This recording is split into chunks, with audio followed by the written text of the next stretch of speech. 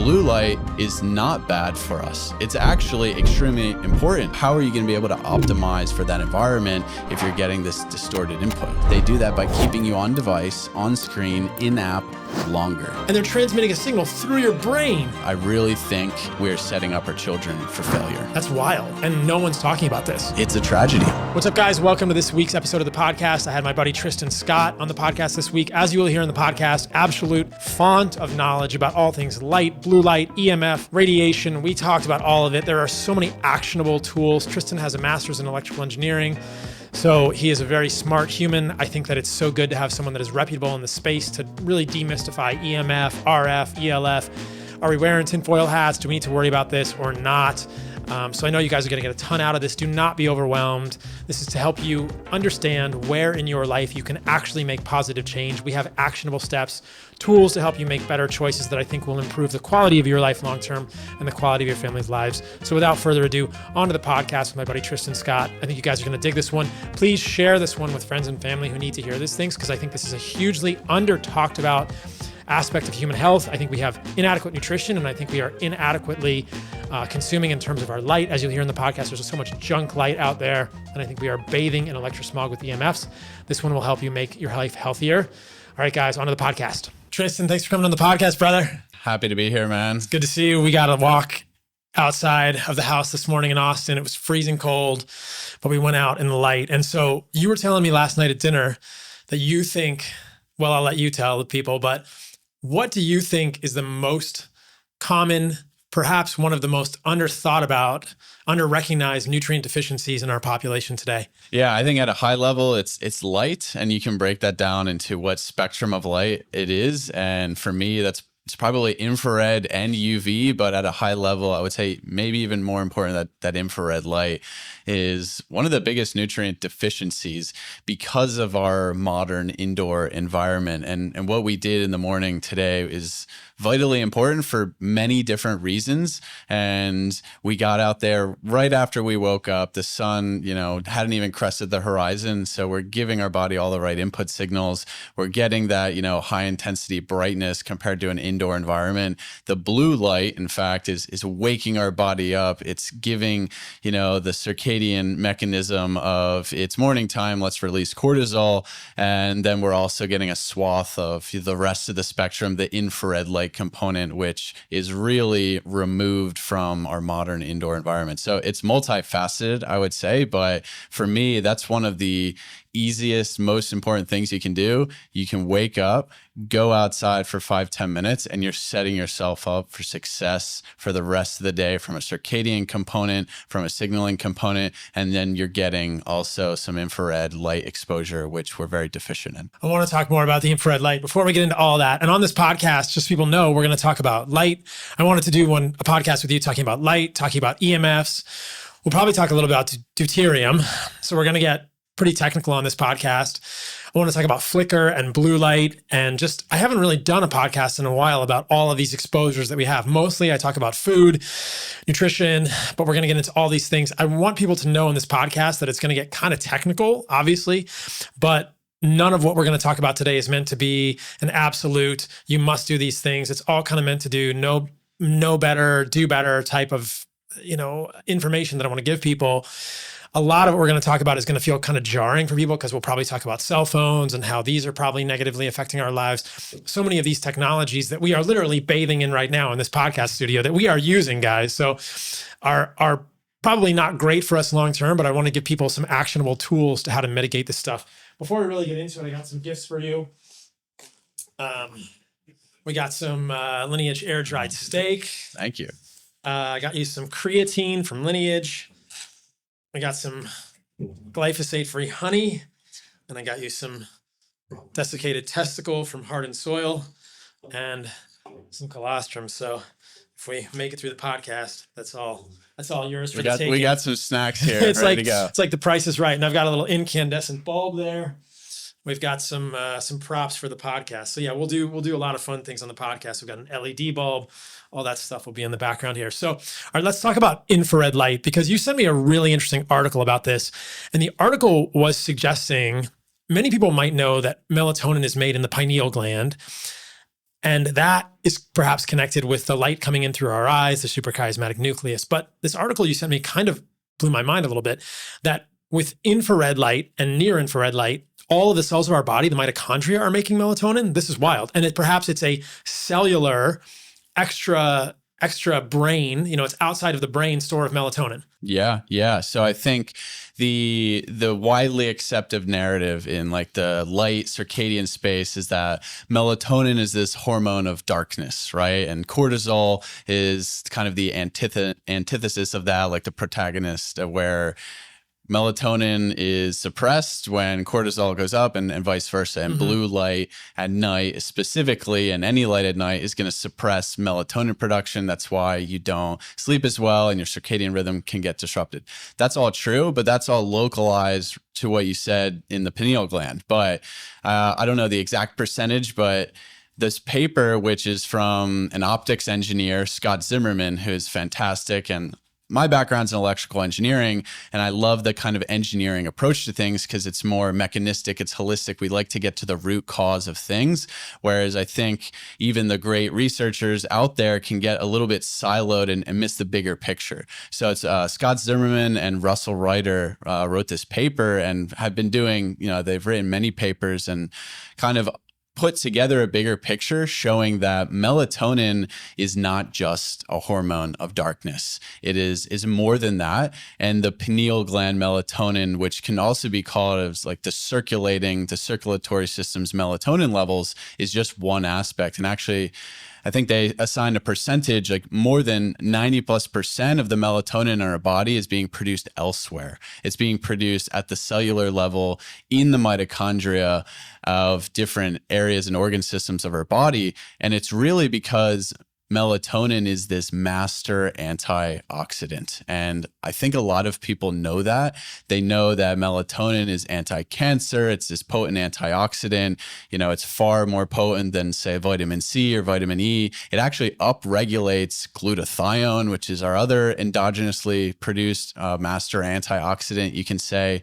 It's really incredible. And for me, when I started going down this rabbit hole, it really kicked off my understanding and firm grasp of how vastly important circadian health is, sunlight is, and just light. Because once you learn how potent melatonin is across the board, you just can't unsee it. I think it quite literally can quench like 8 to 10 free radicals because it has this cascading effect to where once you oxidize melatonin, well, then its byproduct can also donate an electron and quench a free radical. And then the next one can, and the next one can. It's such a strong antioxidant. And the whole premise is we have all of this oxidative stress going on at the cellular level, which is necessary. Actually, it's, vitally important for, cellular signaling and everything. But a big part of that is when we're exposed to light during the day, we're generating more free radicals. And what the body does to quench that or keep that in check is generates melatonin as this master antioxidant. And what these researchers found is that predominantly near infrared light is what is driving that subcellular production of melatonin. And that is vitally important to just keep this redox homeostasis at a biological level.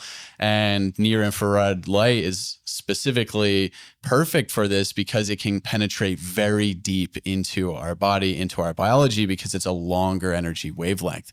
So their whole premise is it's not just about melatonin at night, and it's actually maybe even more so about melatonin during the day, because that's really what's keeping all of this in check. And we are able to have both, high melatonin and cortisol at the same time. And they've started to measure that in things, when they're exposed to the sun, and even when you're doing exercise, your body's producing a lot of melatonin to keep all that free radical production in check. And now you look at the context of our environment, we are removed from near infrared light exposure drastically. To me, one of the biggest deficiencies by moving indoors. And why is that? So we can take a step back and say, sunlight is predominantly infrared light. And you never get the rest of the spectrum without infrared. It's the longest energy wavelength. It's invisible. So for people who don't know infrared in detail, we have the visible spectrum of light. We have the rainbow, blue, green, yellow, orange, red. And then we have infrared, which is way more vast. It covers a vast spectrum. It goes from like 750 nanometers to, tens of micrometers, whereas the visible range is only from 400 nanometers to around 700 nanometers. It's this very narrow what we can actually see visibly. So it's this vast spectrum of light. And from a sunlight just percentage perspective, people throw around numbers like 55% of the light is infrared. This paper highlights from a photons per second perspective, it's on average 70% infrared light. So the vast majority of sunlight is infrared, and that's because it's always present. And that's the important thing to realize when we talk about blue light and everything is that, blue light in the context of sun is not bad for us. It's actually extremely important because what we did this morning was we went outside, we got blue light in our eyes amongst, the rest of the colors and infrared, and that blue light is stimulating our circadian rhythm, our cortisol. But because it's a high energy wavelength, it's in that high energy visible category of like blue and violet, which means it carries higher energy. It induces more radical production at the cellular level. It needs to be balanced by infrared light, which is stimulating melatonin production at the subcellular level. So it's in balance. And when sunlight, it's in balance. It's in balance. It's in perfect harmony. You never get the high energy. You never get blue without red and infrared. And you never get, more importantly, ultraviolet without blue and infrared. And this paper really, some mind-blowing things. They cited another study that calculated roughly the SPF of infrared light. Wait, what? is real. So there's a sun protection factor. There is 15 SPF of infrared light if you precondition before ultraviolet exposure. So that just tells you how important it is to get morning sunshine. And it's because your body has all these mechanisms already in place, but it's not just about ultraviolet.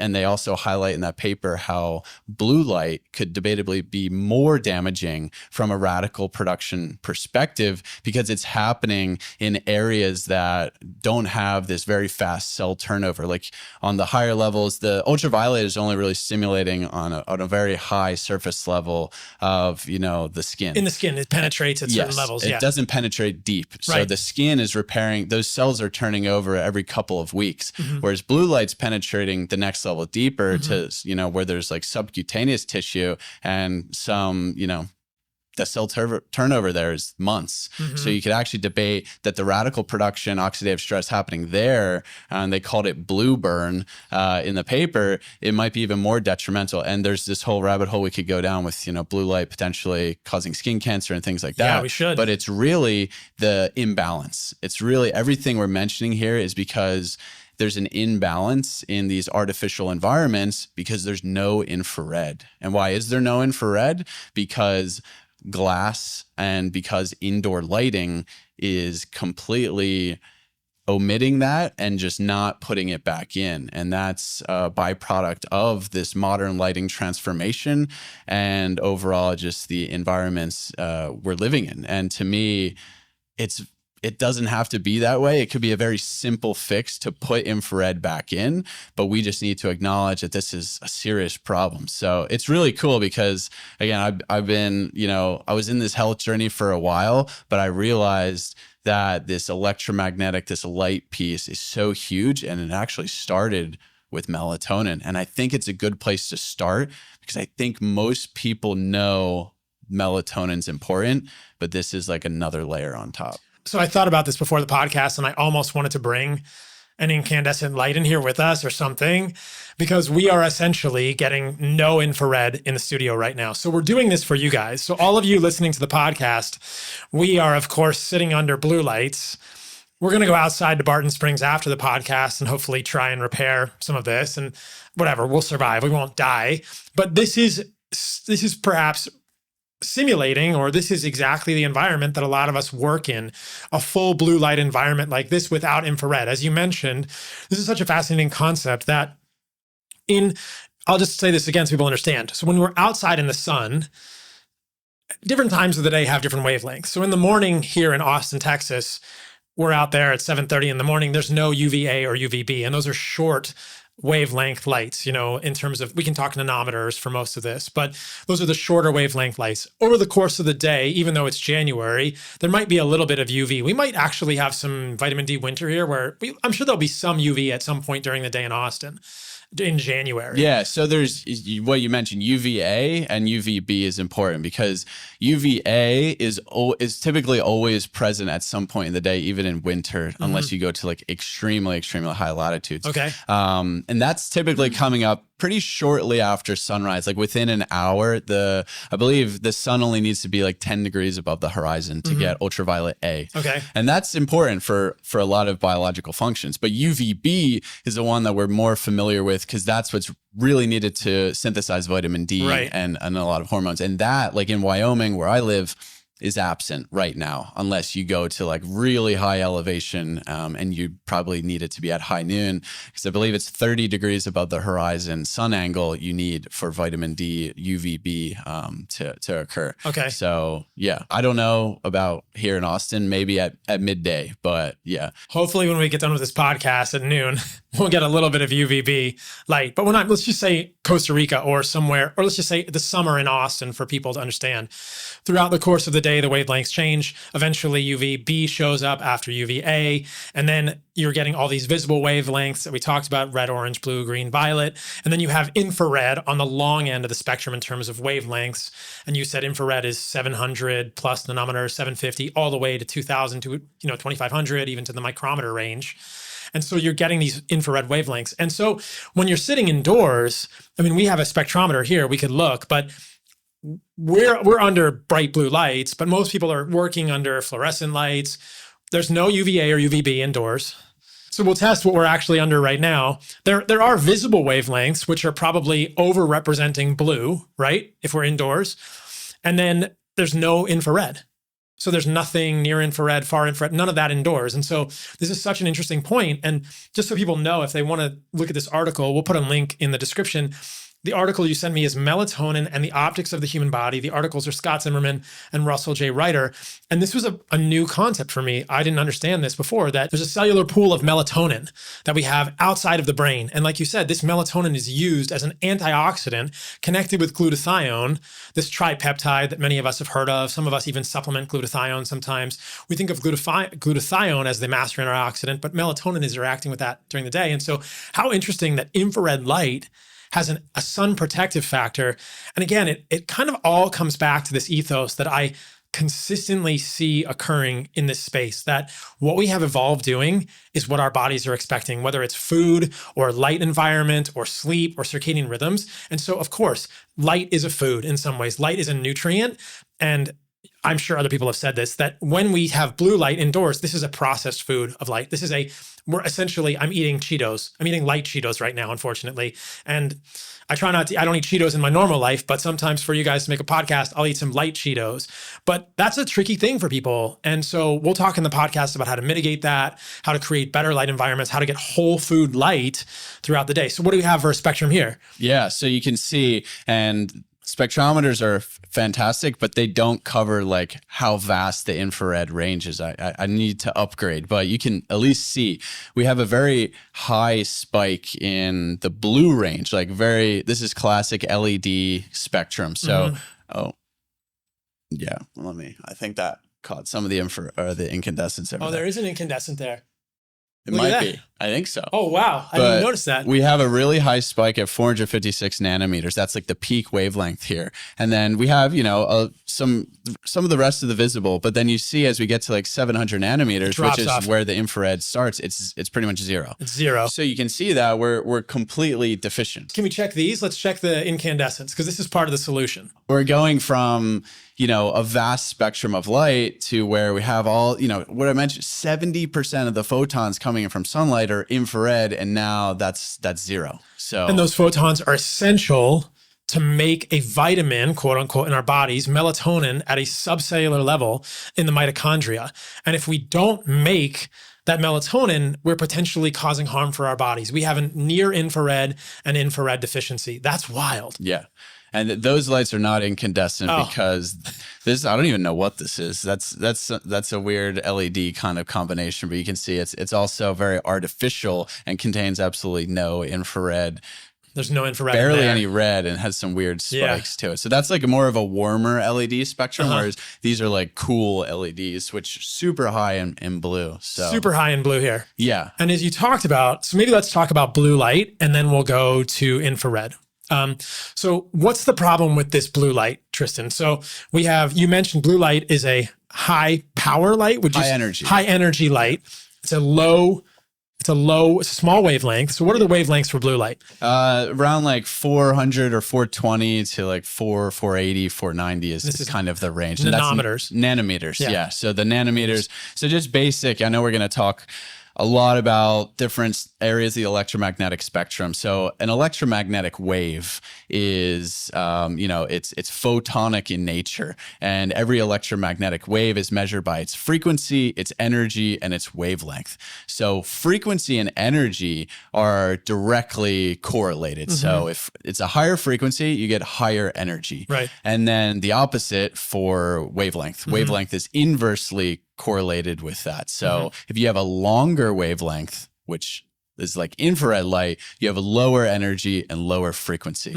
So blue light typically ranges in the wavelength of, 410, 420 to like 490 nanometers. Right. And that is a higher energy wavelength. It's on the high end of the visible spectrum. So out of all the colors we can see, blue and then violet are the highest energy. And then ultraviolet, which we can't see, is even higher energy and shorter wavelength than that. And higher energy means it's impacting our biology at a stronger level, and it's inducing more oxidative stress, free radical production. I should be careful by saying oxidative stress, because that's really only true if it's gotten out of control. Right. So it has more of an oxidative result, but if we have the proper environment and mechanisms in place, that will be dealt with appropriately. And it's good because reactive oxygen species, in my opinion, get a really bad rep because this is cellular signaling. Our mitochondria are the hub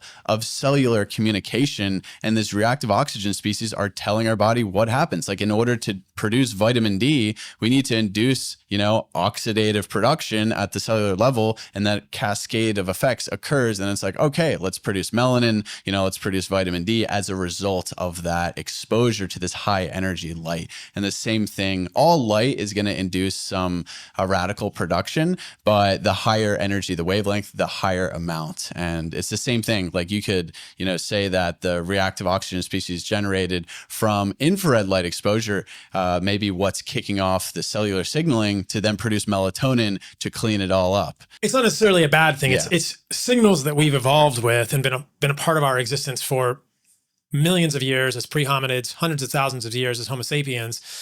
Oxidative stress gets a bad rap because oxidative stress is referring to an imbalance between oxidation and reduction. We have both processes happening in our bodies, but if we completely, quote, quench all of the free radicals in our body, we die. We need reactive oxygen species to signal. So this is not a bad thing. And this is some of my hesitation with some of these, things like supplements. Yeah, supplements, over supplementing with antioxidants.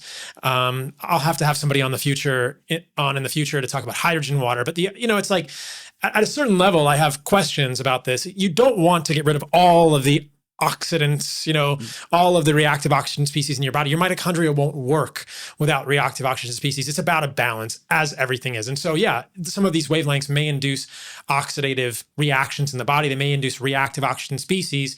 And the question then becomes, with blue light, could exposure to imbalanced forms of blue light like this cause oxidative stress? Could it imbalance things, right? And there's some evidence of that, isn't there? Absolutely. Yeah. At the level of the eye with acute macular degeneration or age-related macular degeneration. You sent me an article about that. Yeah, the one that I sent you is, they basically isolated the light, the wavelengths, and exposed them to, cells in the retina.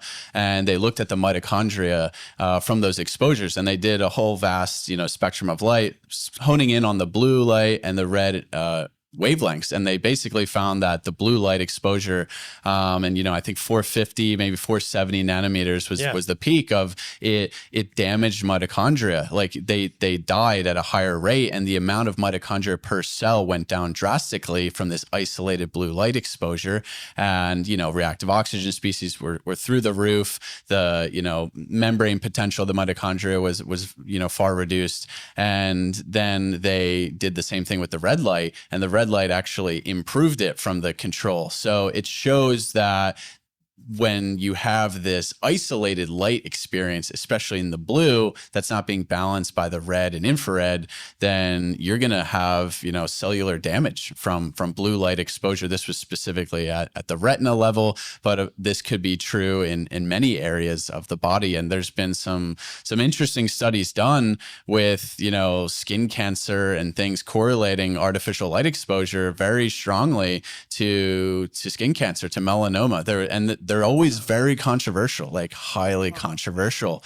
And it makes sense because what do we say at the beginning here? Melatonin is the master antioxidant. It's anti-cancer. I think everyone agrees with that. Like that's pretty much not debated very heavily. So if infrared light exposure is going to stimulate melatonin production, vastly at the subcellular level, and we are getting this high energy visible exposure from blue light with none of the infrared and none of the melatonin, then we're missing that. So you could say, is it the blue light then, or is it the lack of infrared? And that's where, to me, it doesn't really matter, because we just need to change our environment of lighting. And in that same paper, they said 8 hours in the office lighting, which contains no UV exposure, generates the same amount of free radical production as 30 minutes in direct sunlight, but there's no infrared. So you're getting none of that cleanup. So then you really have a redox problem and oxidative stress issue. That cannot be emphasized enough. Thank you for mentioning that. The article we're talking about is the light action spectrum on oxidative stress and mitochondrial damage in A2E loaded retinal pigment epithelium cells. This is Cell Death and Disease, which is one of the Nature journals. It's February 2018. The first author is Melanie Marie. And if people want to look up that article, but that's the issue here, is that you're imbalancing it. And so we have a situation where a lot of people listening to this podcast might be in an office setting. When I was in my residency, right? I'm in the hospital or in an office all day long, 12 hours. I lived my residency at the University of Washington in Seattle. I would get to the hospital at 6:30, 5:30 in the morning. The sun's not even up in the winter in Seattle. I have essentially no infrared exposure. I rode my bike to the hospital when I was in my residency because they charge for parking so much. So in the summer in Seattle, maybe I was getting some infrared exposure on the way to the hospital. But I go to the hospital, I go to an office, I work for 10 hours. And in the winter, I'm riding my bike home. And then I'm in my house. And if I don't have incandescent lights in my house, I'm getting essentially zero exposure to infrared. I don't have any of that subcellular mitochondrial melatonin production, which is an antioxidant to balance the oxidative stress coming from the blue lights that I was just exposed to. That's wild.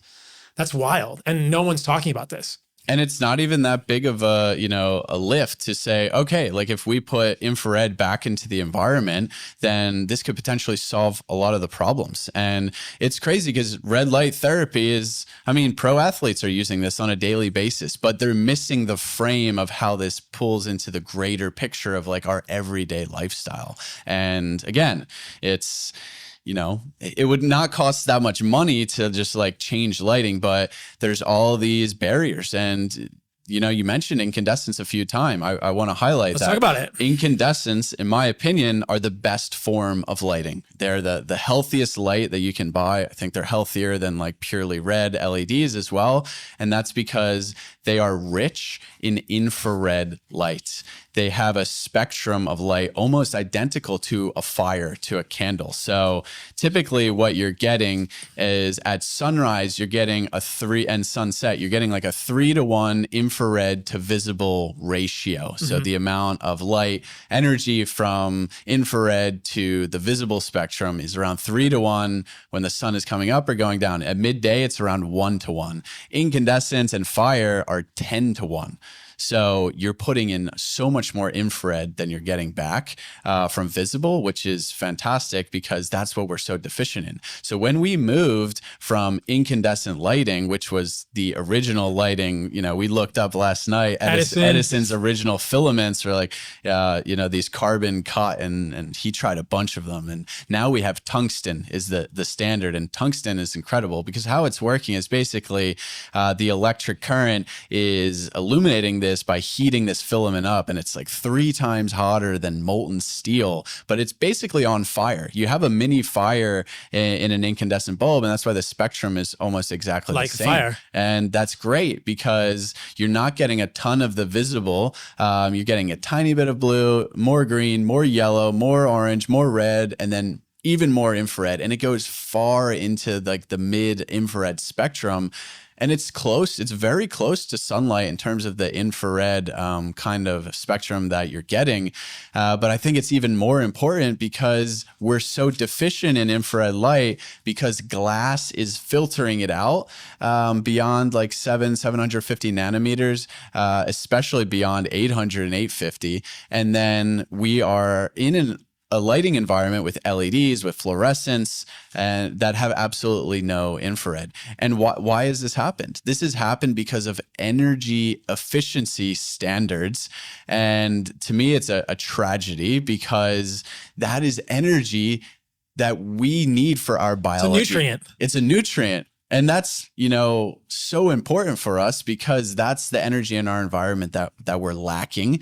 And, if it's like right now in Austin, if you had a bunch of incandescent bulbs, that's not heat going to waste. Of course, it's vitally important for our biology, like we just discussed, but it's also warming up your house a little bit. And we've basically switched to LEDs for energy efficiency, but now we use so much light at night. We haven't saved much from an energy consumption standpoint. And I think that's a false narrative to begin with.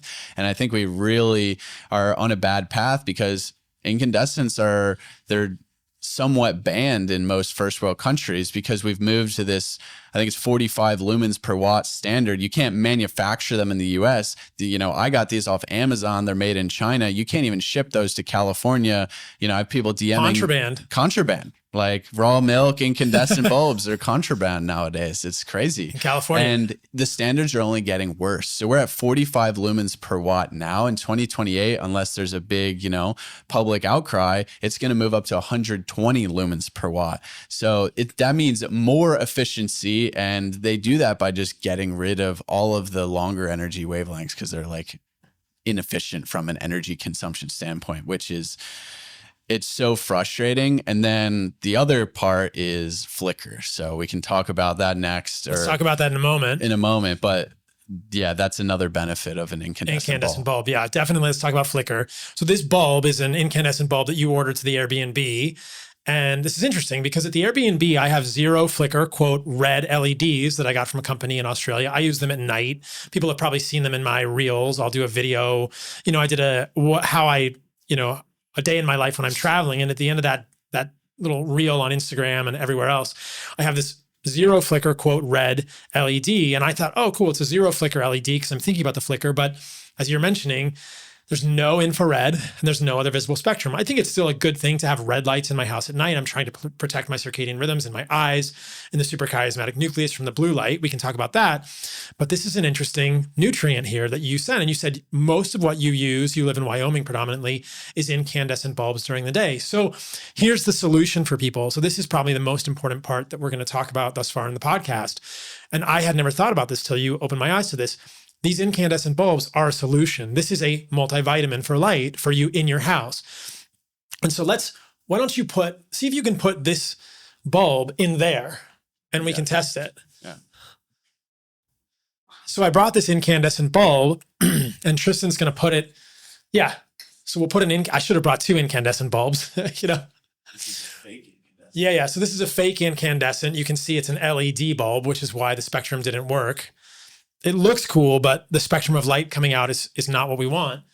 So here we have a real incandescent bulb in the outlet, and let's test it in a second, and we'll be able to see that there are infrared wavelengths in this bulb. How about I'll undo this one? Oh, it'll be fine. I can get close enough. All right.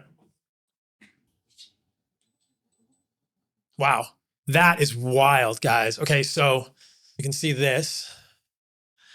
So what you see is you have a ton. So we went back to the LED spectrum where we have a huge spike at 457 nanometers. You know, the rest of the visible spectrum is there, and then it just completely falls off at 700.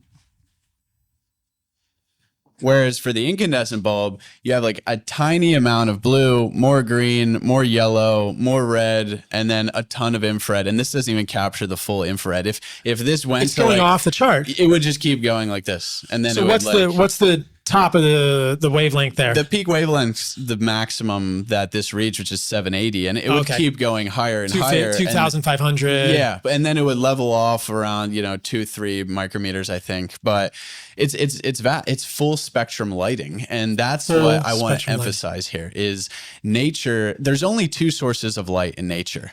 It's the sun and it's fire, and that's what we have evolved with. And during the day, you get full spectrum sunlight, which includes everything from UV to infrared, and you never get the higher energy, shorter wavelengths without the infrared. And then at nighttime, we evolved with fire, and it was typically low angle on the ground, and the fire, it looks like this. It looks like a 10-to-1 ratio of infrared to visible, no ultraviolet, barely any green and blue, and a ton of infrared. So for me, I used to have all these red LEDs and do like red light therapy in my home as well, but those are really isolated wavelengths. You're getting like 680 or 650. And then maybe for infrared light therapy, you're getting, 800, 850. And, it's great because photobiomodulation is real and those wavelengths can be helpful, but it's also unnatural. And the bad part is if you want to get into, in general, how it's affecting our eyes and circadian rhythm, why are we using red lights? Because blue light disrupts melatonin production around 3 to 4 times the rate of red light. It doesn't mean that red light won't disrupt your melatonin or orange or anything. Any light can, any light exposure, and the intensity of that light as well. So the study I reference, and Huberman tweets a lot, is I think 2,500 lux versus 500 lux. And it was the same light spectrum, had like a 3x reduction in serum melatonin levels at nighttime. At 2,500 lux. Yeah, so 5x the brightness had a 3x reduction in melatonin. With the same spectrum in both. Spectrum of light. So it's the combination of the color of spectrum and the intensity and the brightness. So why is red light a problem? Well, our photoreceptors are not sensitive at all to red light. So when you have this very isolated red light wavelength, I mean, anyone who has gone full red mode on their phone or wearing blue light blockers, like this, you can't really see super well. So what do you have to do? You have to end up like turning up the brightness a little bit or need more lights typically. And it's also the average person's never going to do this. So for me, they're not really a great solution. They're decent, but we can do better. And I think low power incandescence, where we're getting some infrared as well, is far better. And what's cool is, Scott Zimmerman, the guy who wrote the paper on melatonin, he's come up with a light bulb that is a combination of LED and incandescent. Oh, wow. And he just squeaked under these energy efficiency standards that exist at 45 lumens per watt by doing so, because a normal incandescent is like way too inefficient. So he's getting creative, and he's the only person I know that's doing this, obviously because he has a deep knowledge on this topic. But I would like to see more innovation on the lighting space and not just be like, red LED or orange LED, which a lot of these, standard ones still have like flicker as well. But full spectrum lighting is really important. And people like John Ott, Health and Light, that he wrote decades ago, discussed this as well, that whether it's isolated blue or red, at the cellular level, our body doesn't like isolated wavelengths for a long period of time. For a short period of time, it's okay. But he did all this testing with like pink fluorescent lights. What is short versus long?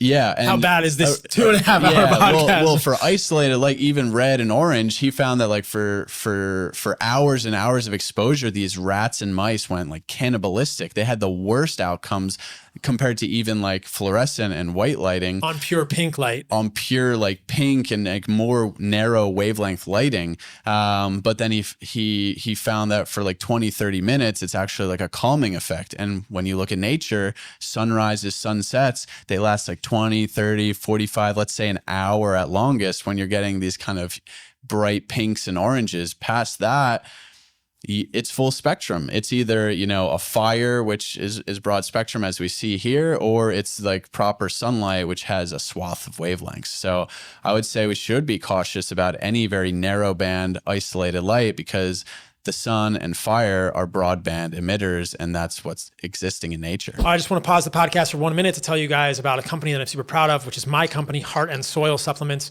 We make grass-fed, grass-finished desiccated organs. This is whole package. It's one of my favorite ones. It contains testicle, and believe me, this works. There's so much interesting research regarding organs and their effect on our corresponding organs.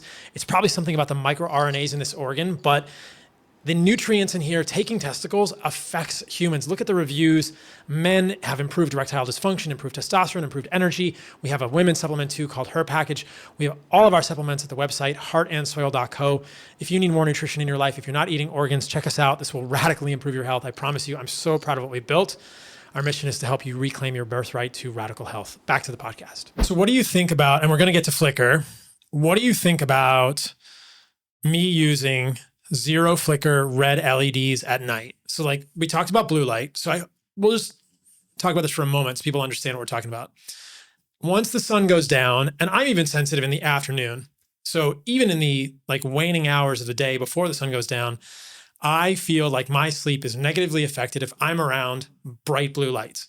If I'm outside, whatever, the natural light of the sun is the circadian rhythm of the sun, and it's just changing throughout the day. That's fine. What is problematic for me is when I am under blue lights. If I go to a restaurant, I went to a restaurant here in Austin. I won't say the name of the restaurant because I like the food and I like their sourcing, but they had horrible lights. And I sat down at the table with my friends and I thought, this sucks, right? It's a nice restaurant and they don't have good lights. Okay, restaurateurs, if you are listening to this, all of the lights in your restaurant should be incandescent, guys. Every single restaurant. I can't tell you how many stores I've been to in Austin, how many restaurants I've been to. They have horrible light. I went into a clothing store in Austin and they had horrible LED light. If you want your business to be better and ahead of the curve, you need to have incandescent lights. They don't have incandescent lights. And my sleep that night was disturbed. And I think that was related to the flicker and the spectrum of the light in the restaurant. And so at night, once the sun has gone down, wherever I am not trying to have blue lights on. I turn all the lights off in the house. I travel with zero flicker red LEDs. That to me seems like a reasonable thing. I suppose the other option would be incandescents on the floor, because doesn't the placement of the light matter? You know, a fire is below me. If my Airbnbs would come with little fire pits indoors and some venting, so I'm not inhaling the smoke, I would have fire. And I don't love candles because a lot of candles are soy or, you know, these other synthetic candles, they're releasing toluene and benzene and other endocrine disruptors into the air. So if you guys are using candles, beeswax is the only type of candle that I would use. Even that is polluting the air with particulate in some level. You can measure this, but do not use a soy-based candle. Do not use a synthetic candle in any way, shape, or form. So I'm not going to use candles. So I feel like the red LED is the best I could do unless I have maybe an incandescent bulb at like my feet level. What do you think the best thing is at night? I think a combination of those two. Okay. I think low powered incandescent, like low angle is great because that's like closest to what fire would be. So low angle's below my field of vision, yeah, not I mean, above. As long as it's not overhead. Again, we're nitpicking here. I think if you can get rid of bright lights like drastically, then you are doing a great job. So try to turn off the lights as much as you can.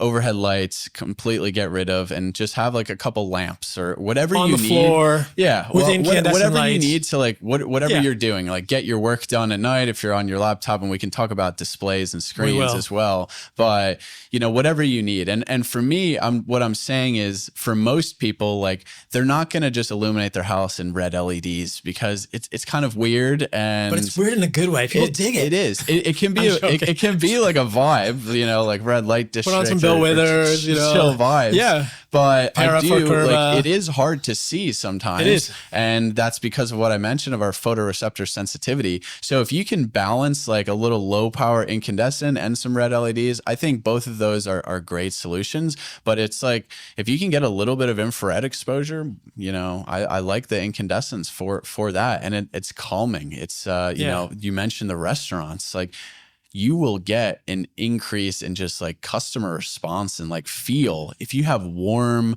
like, it's just, it passes the grandma test. Like, ask your grandma or, you know, older relative, like, what kind of lights do you like? And they're like, yeah, something warm in tone. Like, the flicker, people don't even realize that it's stressing them out, but they know. Like, I was trying to convince my dad about this, and he's like, yeah, my girlfriend loves like incandescent. She's all on board because it's just warm and like comfortable. And if that's what we need to do to sell it in terms of ambiance, like, I'm all for that. Like, let's make America amber and incandescent again. Let's do That's it. like I've posted about. But yeah, the red LEDs are good solutions. They can be a bit more, you know, portable, and, you know, you just plug them in. It's hard to travel with glass bulbs. But I love what you said earlier. An incandescent bulb is basically fire in a bottle. Yep. In some ways, and I wonder, I mean, we just tested it with the spectrometer, but there is glass around the tungsten filament. It's not taking out all of the infrared. We talked about this last night. I think that glass is so thin, right, that it's not having a major impact. I mean, because we're measuring the spectrometer outside of the glass, whereas in your house, double pane windows. Now, most windows are what's called low emissivity. So they're even more quote unquote energy efficient, which means they're blocking even more infrared. Whereas my house in Wyoming is like built in the 60s. I have like single pane glass windows. They're better. They're still not great, but that's something. And then ultraviolet, that's filtering out any of the ultraviolet as well. And indoors, windshield glass in everything. Your car. Yep. So driving.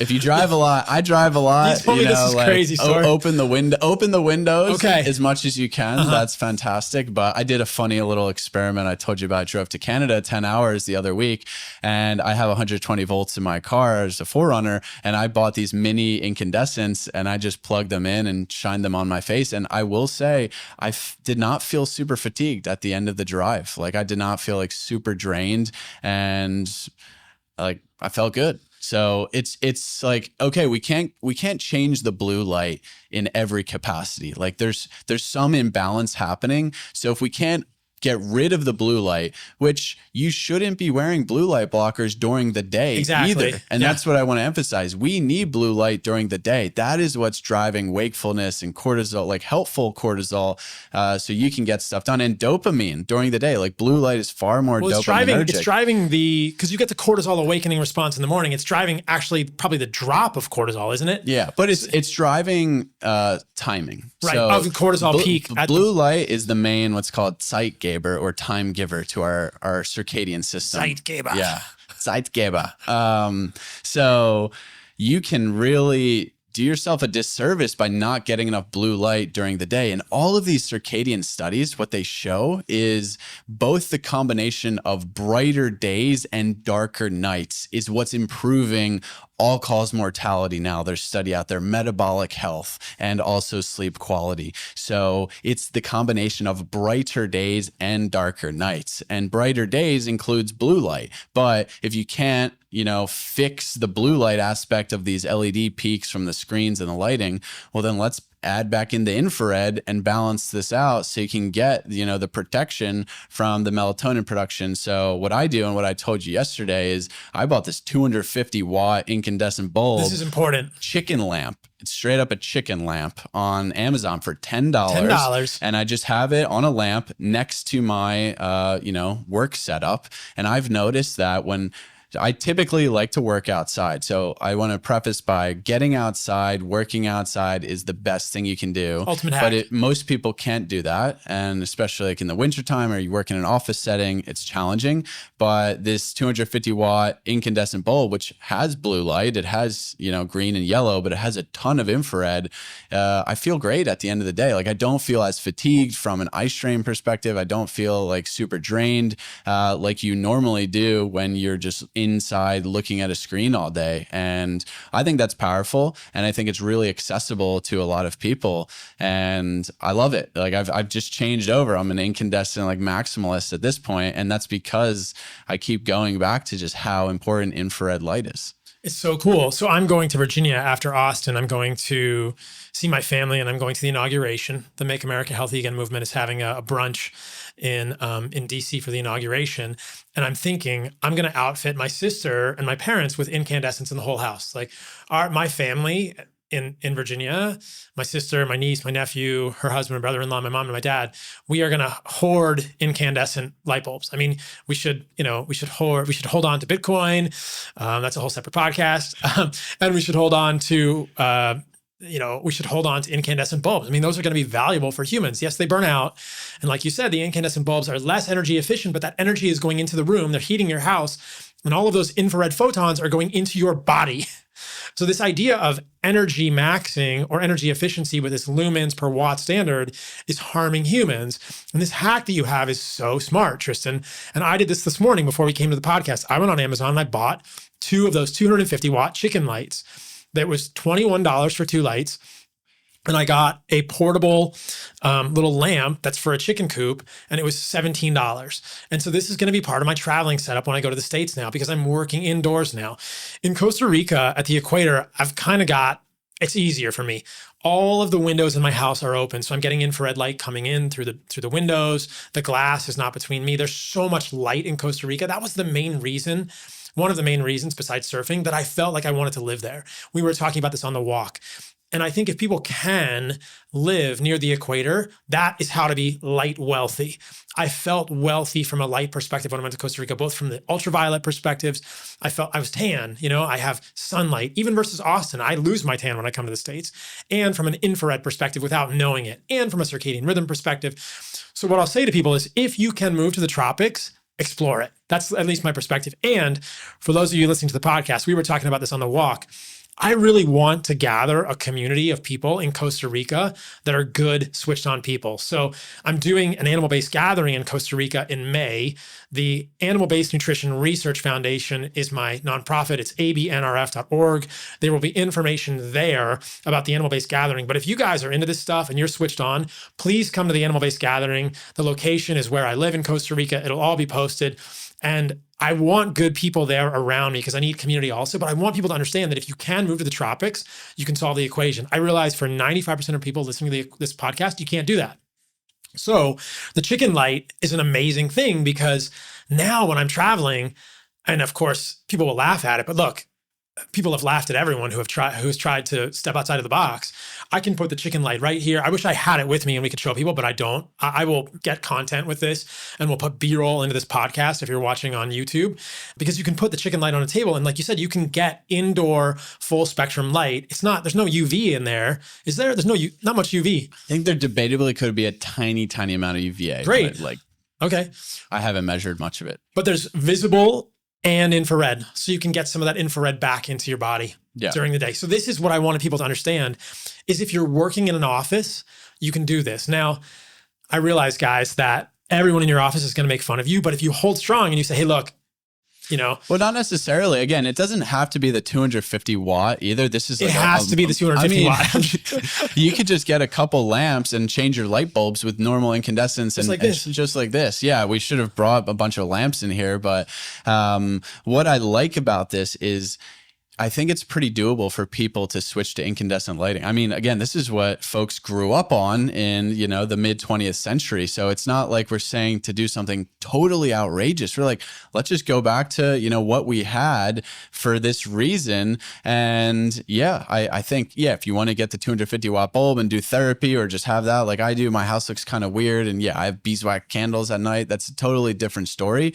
but just incandescent bulbs, doable. I think it's very doable. 100% doable. And I think that there are companies that make red lights like this. We talked about it. They have a red filter over, but we were talking, you might not even want the red filter because you want the blue and the green. You almost want And I'm sure a company can make an elegant, cool looking lamp that wouldn't stand out on your desk like my chicken lamp will. Yeah. And a company should do this. I think maybe I'll do it with one of my companies. Who knows? We'll sell these chicken lamps in like a pretty package so that it can be on your desk. When I was in residency in Seattle at the University of Washington, some of my colleagues would have the light boxes on their desks, and they were full blue light. SAD lamps. The SAD lamps, which don't work, by the way, because if you look at the data, like those lamps don't work for seasonal affective disorder. You have to actually get UV and be in real sunlight. But the idea with the SAD lamps was to somehow actually entrain your circadian rhythm with a bright light in the morning, because there's no bright light outside in Seattle and you're indoors. I think it could work from that perspective, to where like it would give you like some stimulus in the morning, Right. but it's not fixing the problem. And the problem is we're indoor, we're getting no infrared light. That's the problem. So I think this is a timely conversation, and why I pride myself being in Wyoming, because you're right. You know, it is easy to be healthier on the beach and in the tropics. Like it's almost effortless. You don't even have to think about it. You're just barefoot in the sun. You have open houses. Come to Costa Rica, guys. All the good people, listen, come to Costa Rica. But if you can't do that, I mean, you can visit, go hang out with Paul. But if you're just, in the Northeast or in the Midwest, like Rocky Mountains, yeah, winter is a challenge. And guess what? Why do we get more sick in winter? I think it's because we spend more time indoors. Absolutely. And we have less photonic energy. So you have this massive shift in how you're, metabolizing everything, because you have less photonic energy. And then especially if you're, indoors all the time, you're getting no infrared light. And just let me implore, you can get outside, wear layers. Infrared penetrates like 5 to 10 layers of clothing deep. So you can have it on your desk. It could even be under your desk. Yeah. You could infrared your junk, guys. And it scatters really well in the environment. And that's why actually plants, so really cool. And Scott Zimmerman talks about this a lot, is the reason why we love like lush green environments. And Costa Rica is a perfect example. Plants actually reflect green and infrared light. So when we're in like a really green environment, we're getting maybe even more of a percentage, like 80+% of photons could be infrared light. And that's why we feel really good. Like forest bathing, obviously fresh air and grounding if you're doing that, but it might be mostly because of infrared light. So I think in the winter time, when we do have, this seasonal affective disorder, everyone does to some degree, because we're not connected to the local environment. Getting incandescent infrared back is really important. And if you want to go down, a more esoteric rabbit hole, when you get cold and uncouple your mitochondria, you're actually producing more infrared light internally as well. So that's why I try to embrace seasonality as best as I can. But the incandescents have been such a game changer for me. So interesting. I so appreciate you bringing this up, because I really hadn't heard anybody talk about it. I think it's going to add a lot of value to people. And I have to say this. So Brian Johnson seems like a nice guy with his don't die stuff. And I think his ethos is good around sharing his data. I think he's way off the mark with vegan diets. I don't think meat ages people at all. In fact, I've done a whole podcast that I will link to in the description of this episode about how so many of the unique nutrients in meat are connected with longevity, whether it's creatine, taurine, vitamin B12. These do not occur in plants. I think that he's off the mark on a lot of things. And I think, frankly, he's got a lot on his plate and he's got a team. And I don't think he actually understands a lot of this research. He actually came out in favor of seed oils recently. We'll talk about seed oils later on this podcast. But I think that his fear of the sun is a big miss. And he's not going outside much. He might go outside in the morning and the evening, but he's not getting enough infrared. He's missing all of these UV wavelengths. He's sitting in his house in Venice, which is hopefully okay with the fires. And I'm sure he has energy efficient glass, which blocks all of the UV. He's talked about this on podcasts, how the glass in his house blocks all UV wavelengths. So he's getting no infrared sitting in his house. He's literally becoming a vampire. And look, Brian, I'm here for you. Like, we have I'll get you all set up, man. We can fix this for you. But I think he's way off the mark with this, and it can't be overstated. Like, I think this is hurting people to stay indoors. Yeah, and the UV conversation is really, again, another tragedy, because all of the studies and things that have been done that is showing, like it's harmful to our biology, they're done in isolation, right? Like, this is without the rest of the spectrum. Exactly. And it's done without infrared. And ultraviolet, light exposures is tremendously important for our biology, for hormone production. Everyone goes back to vitamin D. That's just like one one aspect of it. I mean, it's really deeply entrenched, and it's something that passes the logic test. We evolved as a species outdoors. Our biology has all these mechanisms to handle higher energy wavelengths, like we just talked about. So yeah, you can overdo it, especially if you're in a high UV environment like Costa Rica. Like, you need to be careful and build up a solar callus, but that's why we have melanin, and that's something that's really important at a biological level and has some really cool rabbit holes on how it's, handling energy from the solar spectrum. But it's energy, right? This is energy for our biology. And we mentioned, earlier, I was asking about like the whole calorie debate. And it's really funny to me because people get so fixated on these closed loop systems of our bodies. It's like, yeah, it's just the energy you eat and that's it. And it's like, no, this is a very multifaceted equation of input signals. And I'm an engineer. I think about everything like an engineer. So all we need to do to improve the system of our body, which if you want to improve the output, which is vitality, it's energy, it's mood, it's, resilience, you need to optimize the input signals. And what are the input signals that we evolved to take in from nature? It's sun, it's local food, it's relationships, it's clean water, it's clean air, but it's the electromagnetic inputs and, the physical biochemical inputs that have been available to us for hundreds of thousands of years and millions of years as like all biological mammalian life. And it's that simple. And I think eventually, Brian he's changed his stance on some things, and I hope he comes around, because at the end of the day, there is a balance between like modern living and, natural living. And I'm excited to see how we can strike a good balance for people, because you and I are probably far further on the spectrum of like primal, like feral living than most people are willing and don't have the flexibility to do. But yeah, we could fix lighting. Like, I don't think that's even hard to do. It's so easy. Things that are more complicated are the rest of the electromagnetic spectrum and just how we use technology. Let's talk about skin cancer a little more. Because I don't believe that this is an open and shut case. I don't believe that sunlight is actually clearly driving skin cancer in a healthy human. And there's a lot about this. So you mentioned earlier a little bit about melanoma and blue light potentially in connection with melanoma. I've spoken in the past about connections with seed oils and melanoma, and we can talk about that as well. There are 3 different types of skin cancer. There's squamous, there's basal, and there's melanoma. There's lots of evidence that low-level chronic sun exposure is protective against melanoma. That is really not able to be debated. That's incontrovertible. Squamous and basal do seem to have connections with sunlight, or at least light exposure, maybe UV exposure. But I think a lot of that, this is my hypothesis, is related to seed oils. Or is it also related to inadequate production of, or inadequate nutrients in terms of infrared light? So you mentioned something that I just want to highlight, and it really, a light bulb just went in my head. That's a bad pun right now. It was unintended, guys. I apologize. That like the studies done on skin cancer are they're using narrow spectrum UV light. That's crazy, especially when we're learning now that the infrared wavelengths are essential for the production of intracellular melatonin in the total corporeal body pool, which has an SPF, which is an antioxidant, which is certainly connected with epigenetics and protection from skin cancers. And so that's wild. Like, how can you claim that ultraviolet light causes skin cancer when you're using it as a processed light? And the parallel that I'm drawing in my mind is so many of the studies done with isolated fructose. And I won't get too far off the topic here, but the idea is that when you give humans pure fructose, which never occurs in nature, or pure sucrose, they get overgrowth of the bacteria in their gut. And that causes dysbiosis, and you get endotoxemia, increased lipopolysaccharide. And so this doesn't happen when you give someone a fruit or honey, which have a whole foods matrix. They have all of the polyphenols, thousands of other chemicals, which actually prevent overgrowth of bacteria in our gut. These polyphenols, these chemicals prevent dysbiosis. And so sugar is bad for humans, but not because of why we think it is. Sugar is bad for humans because it causes dysbiosis and endotoxemia. That's the problem.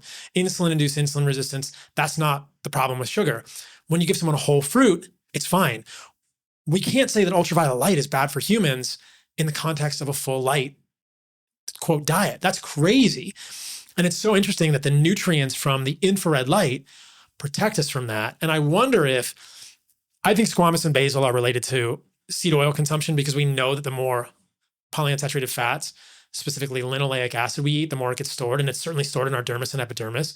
And it's certainly making our dermis and epidermis more susceptible to oxidative damage. And so we have essentially two evolutionary inconsistencies here, right? We have excess amounts of linoleic acid in our dermis and epidermis, and we have evolutionarily inadequate infrared nutrient consumption in our lives. We have malnutrition and malillumination. Yeah. That's what we have. Yeah. And yeah, you're spot on. The research it's so myopic, and it's so much lacking context of how we would be exposed to these things in the real world. Yeah. And that's like the biggest problem here. And, it's a controversial topic, but there have been studies like, I was rereading this one book from John Ott, and I think in the early 80s, there was a study in Australia that showed that the people who spent more time under fluorescent lighting had a higher incidence of melanoma compared to those who spend time outside. And it makes sense, right? And the same paper we mentioned, Scott Zimmerman, they talked about breast cancer cells. I have it written down here, is that blue light increases breast cancer cell growth rates 5 to 6x the tumor size in like 30 days. Oh, but if you have the infrared there and you have melatonin production, then that's not going to be really an issue. So it's all about getting what, would be available in a full, spectrum context, both from food and from light.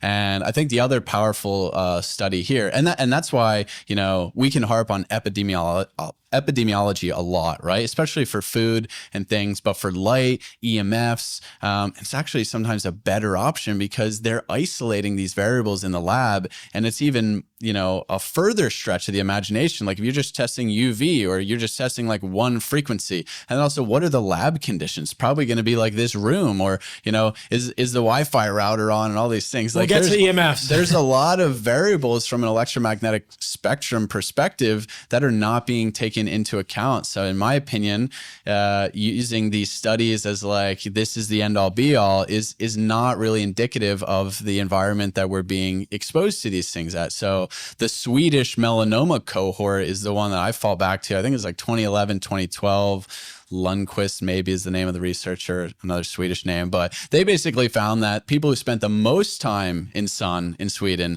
had the lowest incidence of melanoma. And again, there's been more of that with like people who work outside, right? Because all of these things is like you build up a solar callus and you're getting the consistent sun exposure, the infrared, you're building the melanin, which is also an antioxidant amongst many other things in our body, as opposed to, your average like city goer who's in blue light all day. They're getting this, they're getting no exposure to infrared light. And then on the weekends, they just go blast themselves at the beach with, UV exposure and seed oils. And, they have oxidative stress like proliferating, and they have nothing to help clean that up. So yeah, I can see, of course, that would then induce maybe any type of cancer and maybe just rear its head in melanoma potentially. Yeah, you go to the beach. So I love this sort of this instance, this example you're suggesting, this sort of paradigm where someone is in an office all day during the week.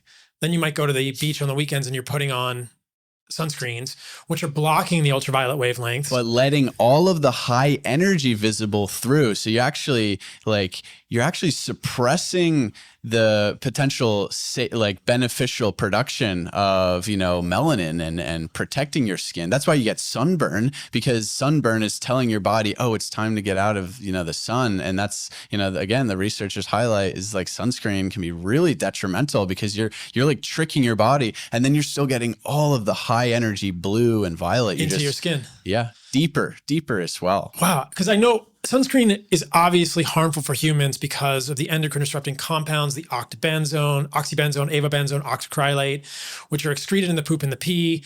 And those are problematic for humans. But this is an interesting thing that these molecules, which are aromatic molecules, they do block these ultraviolet photons. But like you're saying, these high energy visible wavelengths not being blocked, you're giving your skin sort of confusing signals. Let's talk about sunglasses for a minute, because I think those are a confusing signal for your body. Also, there must be a connection between visible light into your eyes, suprachiasmatic nucleus, paraventricular nucleus, superior cervical ganglia, and your skin. Yeah. I mean, it all starts with light in the eyes, and the eyes is the predominant photoreceptors are in the eyes. You can, of course, get whole body kind of signaling that's happening, and locally, of course. That's why you get tan in certain areas when you have a shirt, or you get tan lines. But the main signal is happening through your eyes. So when you put on sunglasses in the middle of the day, you are very much confusing your body, because all of a sudden it's very dark, it's very dim.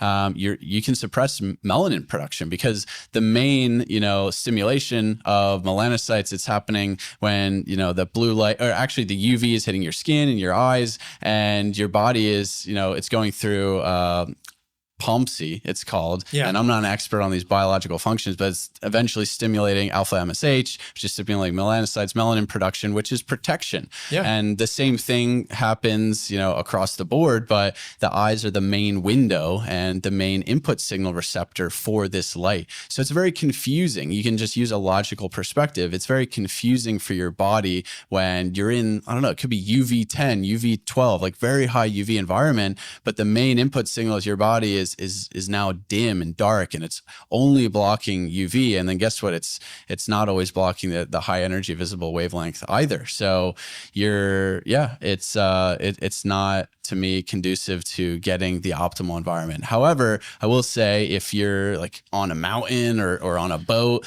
you get a different light spectrum, because there's a lot of reflection of the UV off water and off snow. Maybe that's a time you need sunglasses. But really, people think that they need them because they're so sensitive to the light. So it's like, why do they feel like they need to wear sunglasses? Because they're so sensitive, because they never spend a lot of time outside in full spectrum lighting, and they're not getting that, natural rise in terms of the photon density and the higher energy wavelengths by being outside from the morning onwards. And it's also a testament, right? Like when you are indoors, like the moment we walk out of this studio, we are both gonna be like, oh wow, it's bright outside. Because even though these lights seem very bright in here, an indoor environment is around like 500, maybe 1,000 lux at most. Right. A bright outdoor sunny day could be over 100,000 lux. So we're talking like 100 to 1,000x difference in the brightness. And brightness is just a measure of photon density, which is a measure of energy density. So that's how much energy we're leaving on the table by being indoors all the time. And then of course, we're not going to be used to that. And yeah, like again, I keep coming back to John Ott, because he had all these revelations in like the 70s and 80s, and he found that, people really did better healing. He had some, fringe studies that were done and probably aren't credible in standard practice, but, he told people, go outside as much as possible, never wear sunglasses, never wear glasses, because you need that input signal not being distorted. Anything that's going to distort the solar spectrum is going to confuse your biology. So how are you going to be able to optimize for that environment if you're getting this distorted input? And that's where we are. Sunglasses are bullshit.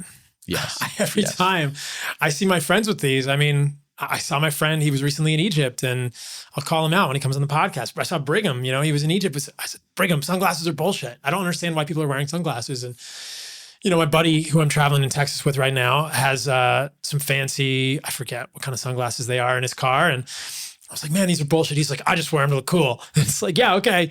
But understand, and I feel like there's a use case for sunglasses. I used to do mountaineering when I lived in Jackson Hole, and you had glacier goggles, right? When you're skiing on a sunny day, I have to have goggles, right? I have to have goggles. On a boat in Costa Rica, reflection off the sun, off the ocean. Yeah, you need these. But just walking around to look cool in Beverly Hills or New York or wherever, no, it doesn't make any sense. The crazy thing is people wear them when it's like cloudy and dim. And I'm like, no, that is like, you don't need those. And again, we're going back to, there's a lot of, correlative high level population studies that's saying brighter days, darker nights, all-cause mortality is, 30-40% higher when you do the opposite of that, right, at the extremes of these studies. And that's what you are just putting on, dim days. Like you are fully embracing the opposite of what you want. And that's detrimental to circadian health. It's detrimental to the entire cascade of systems. So if you want to live a long time from a light perspective, like we said, bright days, dark nights, not the opposite. You do not want dark days and bright nights, which is what we're living in now. I mean, we're living in perpetual dullness. We're living in, what's crazy is you say maybe it's dull days, dark nights. It is is in terms of like comparison's sake, but it's really the same. There is no cyclicality to like human living. We're in endless summer metabolism. You know, people are eating like all this food, whatever, all the time. There's no cyclicality. There's no seasonality. And then on a, 24-hour circadian perspective, they wake up, the same lighting. They're inside all day. It's this dull lighting. And then at nighttime, it's the same lighting. And your body has no idea what time it is, where you are in the world. So how could it possibly optimize for you to thrive in that environment? And that's all it takes. It's giving your body the signals it needs to execute biological functions so you can thrive in that environment. It's so interesting. And when I'm traveling in Airbnbs, it's very hard to get the room dark at night. I sleep with an eye mask, and I guess that's the best I can do is an eye mask over my face. But obviously there's no lights on in the room. I have the shades drawn. I try and turn off all the outdoor lights. But the houses next door to me are having ambient lights at night. Everybody wants to light everything up at night. It's crazy. And so it's difficult for me to get the room as dark as I would like at night. And we're talking about how to make it brighter during the day. I do the best that I can in all ways. The other thing I'm thinking about here, so we've decided sunglasses are bullshit. I just saved you guys a couple $100 on sunglasses. I used to wear contact lenses, Tristan. And this is interesting because now what I do, I thought about getting LASIK or PRK. They both have pros and cons, which are the surgeries on your eye. But now I wear a hard contact at night. It's called Ortho K, and it's been my sort of temporary fix. So I can wear a hard contact at night. I'm not wearing contacts right now, and it shapes my cornea during the day, and then I put the hard contact back in at night.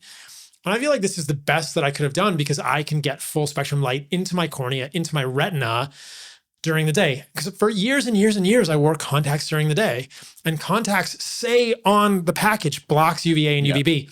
AccuView contacts block UVA and UVB. I know a lot of you guys are wearing contacts, and I would say, what's a better option here? I don't know. Like, think about Ortho K at night or get the surgery. Contacts must be doing the same sort of thing. They're not as dark as sunglasses, but I think contacts must be a problem for our skin. Yeah. Yeah, it's hard. And any glass, honestly, glasses are probably better because I know there's like an oxygen like and kind of light coming in negative from feedback. the sides. And there's light coming in from the sides as well. So I think glasses would be better. So, you have to live with that kind of reality if you need it. Is it myopia that you're dealing with, nearsightedness, or? Nearsighted. Yeah, that's a fascinating discussion because myopia and just like eye issues, they might be the most common health issue in the world. Probably. And that is a result of our indoor living as a modern society. And it's getting so much worse with handheld devices. I mean, we're talking like 80 to 90% rates of myopia in East Asia for people under 20 years old. Wow. It's the most common health issue in that area of the world. Like nine out of 10 people, some areas as high as 95%. In the US, it's like 40 to 50% and climbing. Yeah. So, yeah. And why is that? Because in Asia, they had this drastic increase actually like 30, 40 years ago. And it coincides with, TVs and just indoor living, like what brought us indoors. And that's, technology and, the field of vision, like it's pretty much agreed upon to anyone who is not like super centralized and maybe open-minded that indoor living is going to cause, myopia to some degree. So I would say what you're doing is amazing, and spending more time outside and, looking in long distances. And that's what they tell you to do when you have that. But it's hard because if you need them to see, I think glasses are a better solution. But what I would say in the morning or whenever you're getting that first sunlight, like try and spend as much time without the glasses, without the contacts. Like if you're not doing something very specific, like if you can just go for a walk without them, then do it. And if you can't, then go for a walk and take a 5-minute break where you're not moving and take them off, and then try and build up. There's a amazing book. I haven't read it fully, but I interviewed and read some of his other books by Dr. Jacob Lieberman. It's called Take Your Glasses Off and See. And he's big on this light stuff, and he's talked about it for like 30, 40 years. And yeah, he tried to like just get people outside, full spectrum lighting, and then slowly reduce their prescription to something where you only need it for very specific things. I've always thought it's interesting when I travel in Central America, there's a lot less myopia. like the warmer climates have less myopia because people can go outside more. I think it's more so because they're less developed and they're mostly working like outdoors and not in tech jobs, not on screens, inside. They're just outside. Nobody has glasses in Costa Rica. Nobody has contacts. No one. They will in 20 years. Yeah, they will. Yeah. But it's crazy to think, like, I was trying to wrap my head around that. I was like, oh, thanks, mom and dad. I mean, my mom and dad did great. They're amazing parents, but man, I mean, thank God there's a solution for me with the contacts and it doesn't really create a major problem in my life, but that's really interesting that this is clear. Just going back to one thing before we move off the eyes, this age-related macular degeneration, we mentioned it earlier in connection with blue light, and blue light might be causing oxidative stress at the level of the retinal pigmented epithelium. We mentioned that study, but also I want people to know that seed oils have been linked to age-related macular degeneration in multiple studies. I think it's called the Blue Mountain study. So I think that the combination, just like it's very parallel, right? It's skin cancer, age-related macular degeneration.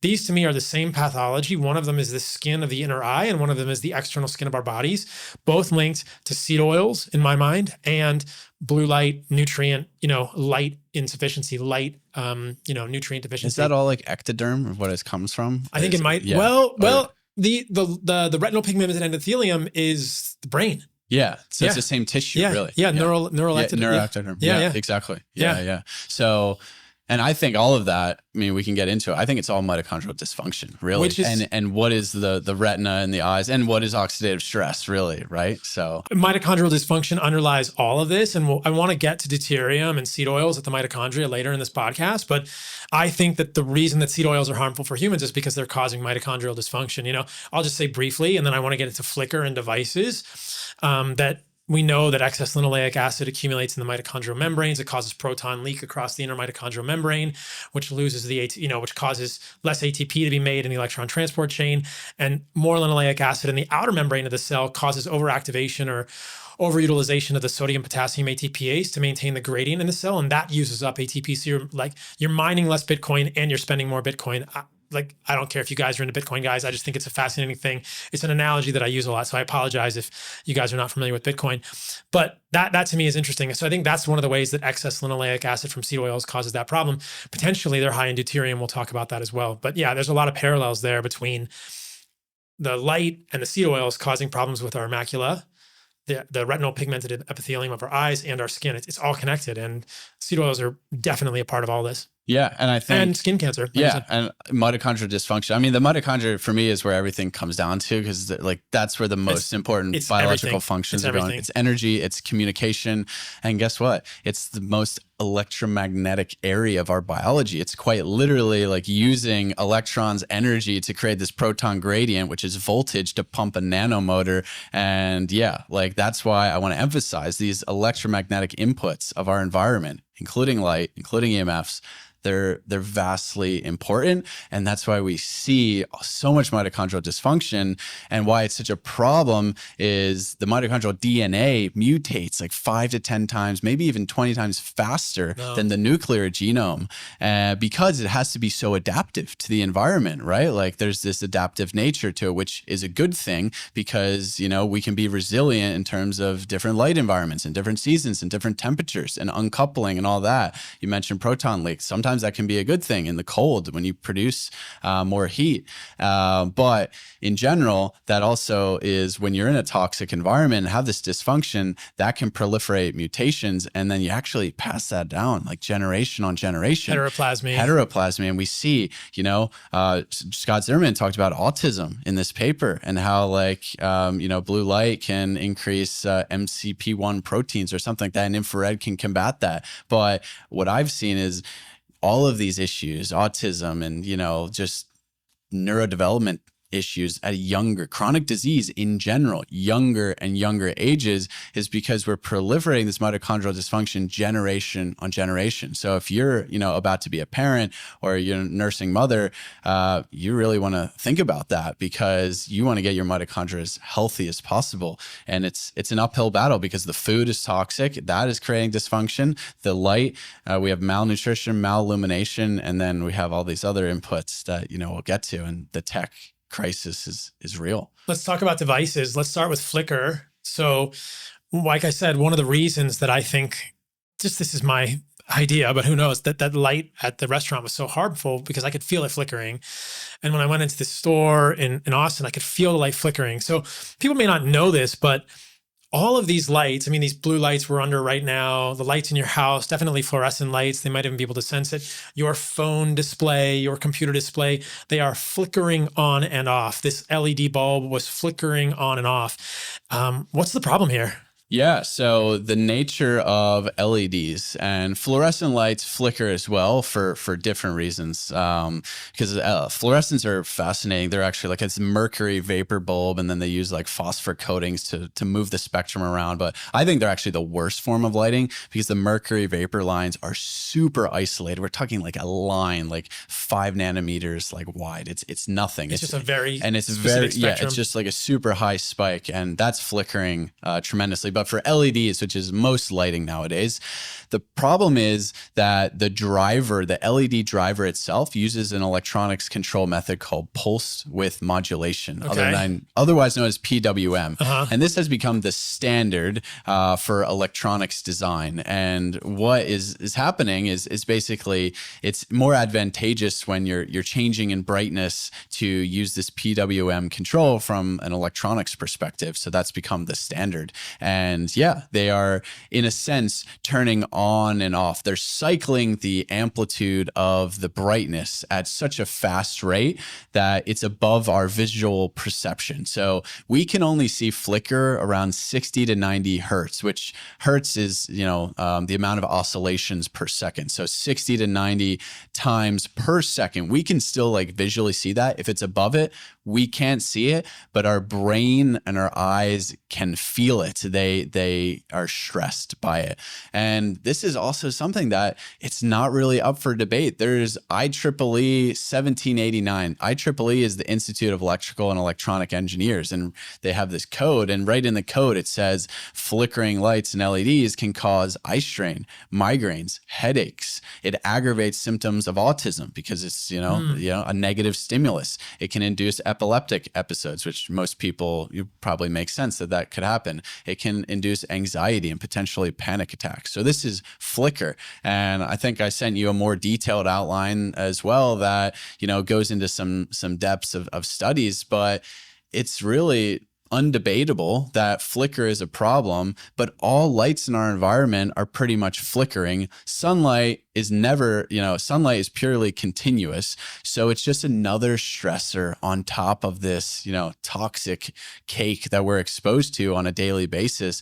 And in my opinion, I've noticed firsthand as someone, who's dealt with like post-concussive syndrome and symptoms for a long time, that flicker almost bothers me more than the light spectrum itself, because it's just constantly there. And imagine someone's just tapping you on the shoulder, like constantly, like you're never going to not be on edge. It's really activating a sympathetic nervous system. Activating. That's what I noticed. That's what everyone is in this really stressed out state for multiple reasons. And I think flicker in the indoor lighting environment and the screens that we're looking at all day are a big reason for that. And it's so frustrating because it just doesn't have to be that way. Like we could get rid of flicker and I bet you nobody would notice. It would be, an engineering effort to do so. And, companies would be pissed, but like, we don't need that. Why would we have something that's purposefully stressing our biology out all day long? And I think that's a big reason when you're looking at screens all day that you feel so fatigued, eye strain, everything at the end of the day. This is my subjective appraisal, but that my subjective experience is that I'm under those flickering lights at the restaurant and I don't sleep well. I have a little trouble going to sleep. My sleep feels restless. I wake up early. I sleep much better when I strictly control my light environment in the 4 to 5 hours before I go to sleep. Hopefully these blue LEDs at this podcast, we're podcasting from 9 a.m. to noon today. Hopefully these will not really affect me later in the day. We'll go to Barton Springs. We'll jump in. I'll be outside for the rest of the day as much as I possibly can to try and undo this. I noticed in my house in Costa Rica that when I was doing podcasts with blue light in my studio there in the afternoons, that it would affect my sleep negatively. Maybe I'm more sensitive than other people, but I think a lot of humans are experiencing this and we're not aware. I heard someone say once, you don't have an insomnia problem, you have an artificial light problem. And I think this cannot be overemphasized, that the light environment, the light that you are consuming is critical for the quality of your sleep. And anyone listening to this podcast must know The quality of your sleep is the foundation upon which you walk in a day. I can feel significantly smarter or less smart in a day if I've slept well or badly. It's just like nutrition. I think sleep and nutrition and light are the three pillars of healthy human existence. And really, until I started thinking about this with you recently, I would have said sleep and nutrition without as much attention to light. Granted, I was living in Costa Rica and I didn't have to think about it as much, but when I'm traveling, I have to think about it much more. But sleep, nutrition, and light. And we'll definitely talk about nutrition and light in this podcast specifically, but the flickering lights, I cannot fix it. I went to the restaurant. I even had blue light blocking glasses on at this restaurant, looking like a goober over there in the corner eating my grass-fed steak. I don't care.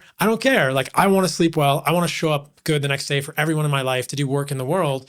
I don't care. And it doesn't help. And so flickering lights are a big deal. I also think that my suspicion, and you may be able to speak to this, is that flickering lights on phones and devices keep us addicted because it's very hard to look away from flickering things.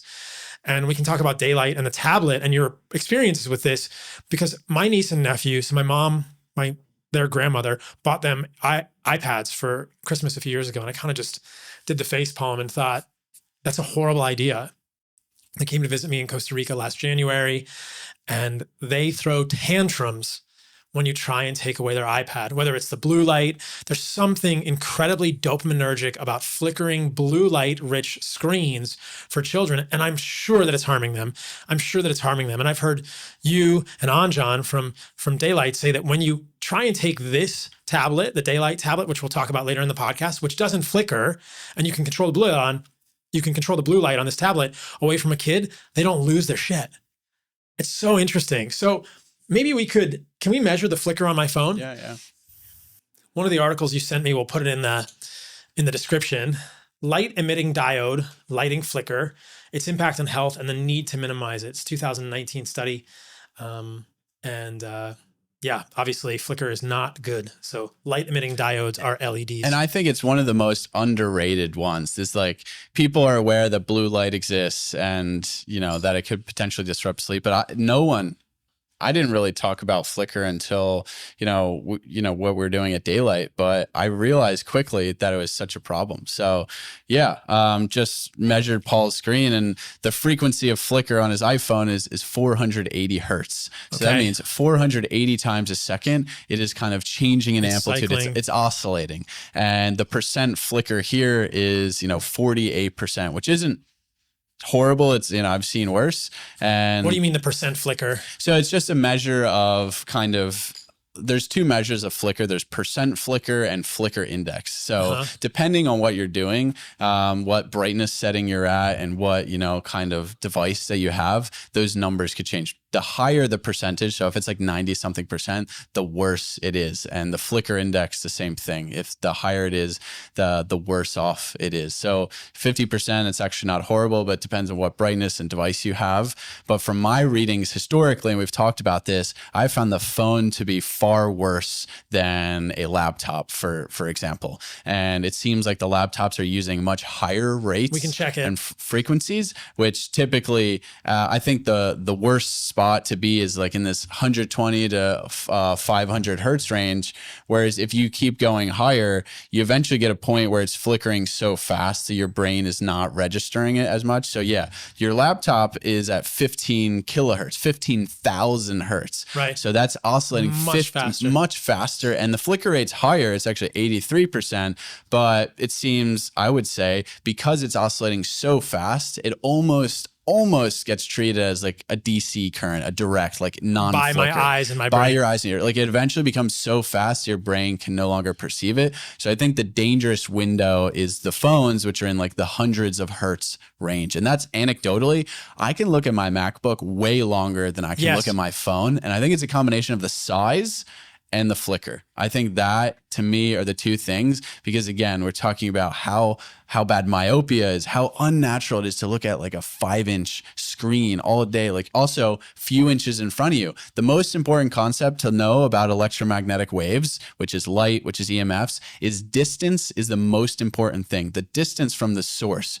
Because if you put 2x distance from you and the source, you're 2 square, which is 4, 4x reducing the field intensity. So you're getting a higher intensity field of the light if you're holding your phone really close. R squared, yeah. Yeah, it's all R squared, inverse square law. Whereas the computer is a broader screen, so it's kind of more spread out. It has technically higher flicker rate, but in my opinion, lower flicker in terms of its effect on you, and then it's further away. So I think the more time you can spend looking at a laptop versus your phone is better. And then, what we're trying to do at Daylight is improve the entire thing to be completely flicker free and have no blue light. So you don't have to worry about any of that. And then you mentioned the kids.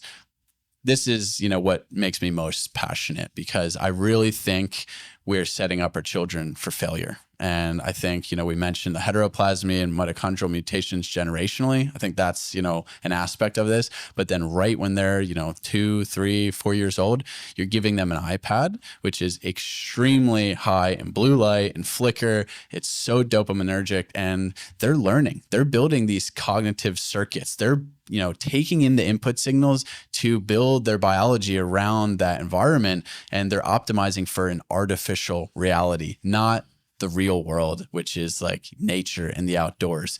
So that is really problematic. And they're so much more sensitive. They're 4 years old. Their bodies are smaller. They hold the devices closer. So everything is impacting them at, potentially 10 to 100x greater intensity. And we're seeing the repercussions. I mean, Anxious Generation from Jonathan Haidt, he writes about how all these mental, health conditions, suicide, depression, anxiety, ADHD, it's all through the roof since when? Like 2014, 2015, when smartphones became kind of ubiquitous.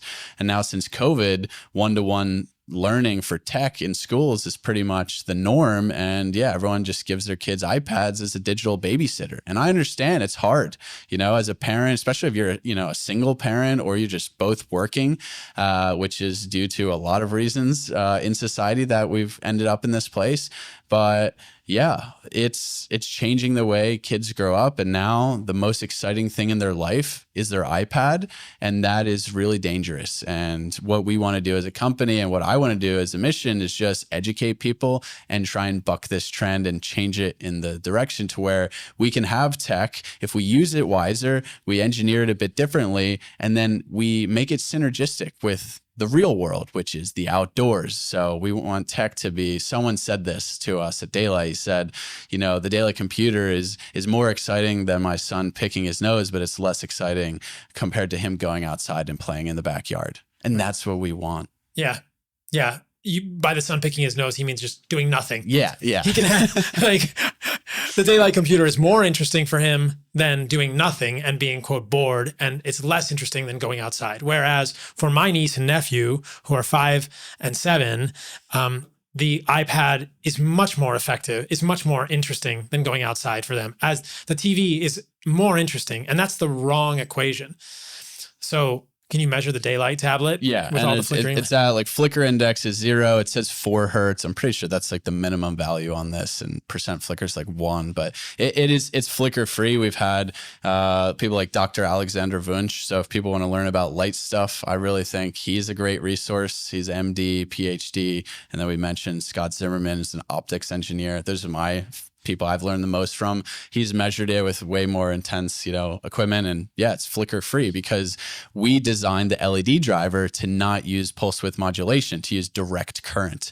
And that's only with the backlight on. So if I go and turn the backlight off and it's kind of just a purely reflective screen, well, there's no light being emitted from it. So actually the flicker that it might be reading could just be from, the ambient light in this room. Yeah. So if you go out and use it in direct sun, which does not flicker, you're getting the benefit of being outside, and it's far better across the board for how you use technology. So I think that's cool. a big win. They're awesome. I mean, you guys brought me one in Costa Rica, and you showed me that I can go outside with it and it gets brighter because it reflects. So it's so cool. I can go outside in Costa Rica and read articles and stuff. I'm so excited for the more functionality in like a laptop or a phone. When you guys make a phone, I'm there 100%. But I think it's amazing technology, and I want to get these for my niece and nephew and replace their iPads so that it is more interesting than them doing nothing and being bored, and less interesting than them going outside. I love that. Yeah. And I think that, but I want people to know about the phone also. Like you said, I'm glad we highlighted this. 100 to 500 hertz, and this is just kind of our observational evidence. experienced the exact same thing with my phone. I think everyone listening to this has experienced it. I can spend a little bit of time looking at my computer before I go to sleep. It's not massively disruptive to my sleep quality. I almost have to put the phone down at 6 p.m. now and not even look at it. And I can do that now because I can do almost everything I want to do on my computer. If I want to text someone, if I want to send a message, if I want to take a call, I can use FaceTime audio on my computer. And I can try to like be in a little bit better flicker environment on both of these devices. I use blue light filters. So on my computer, I use Iris. I have no financial affiliation. On the iPhone, we can put a link to the video that I've done. You can use a full red light filter with a triple click. But even if I'm looking at my phone, full red light filter, I mean, you guys can see this. I'll do it right now for you. It's very hard to look at. And there's essentially zero. Well, it's not zero, but there's very little blue light coming off that. It still bothers my sleep, I think, because of the flicker and because of the way this flickering light affects my sympathetic nervous system. Most of us have experienced this. I experience it all the time in Central America. For whatever reason, people have like the worst headlights on their cars there, and you can feel it behind you. There's these flickering headlights, right? These really low quality headlights on cars, and you can see it. If you're driving at night or even at dusk and you see a flickering light, you cannot look away. Manufacturers, advertisers use this against us by having flickering lights. This is Las Vegas, right? Flashing lights. People write songs about this. So you can't look away. It's in our biology and it affects our sympathetic nervous system. It's making us more anxious. I'm not an anxious person and I can't look away. So what I want people to know, and I wanted to really show them objectively, and we haven't even gotten to the EMFs yet, which we will, that like your phone is bullshit. Your phone is horrible for you. It's a necessary evil for me right now. We talked about, more basic options, which probably wouldn't work for me because occasionally I do want to check Instagram on my phone. I try to stay out there as much as possible, but I do want to take a video or a photo for my content. I do want to send a voice note or something to someone, but I try to minimize it as much as possible, realizing that this is intentionally designed, I believe, to make me addicted to it. With the blue light spectra, with the flicker, they're trying to get us addicted to these phones. And I heard recently John on another podcast say that both Bill Gates and Steve Jobs did not let their kids have iPhones and iPads. Till a certain age, yeah. And you can look it up on Google, right? Yeah. They fact checked it. What age did they let I think like 16 or 18. That's pretty old. Yeah. Oh, yeah. They're adults by that age. Yeah. And here we are, my mom giving my niece and nephew iPads at age 5. The guy who built those. That's crazy, man. How do you mitigate device?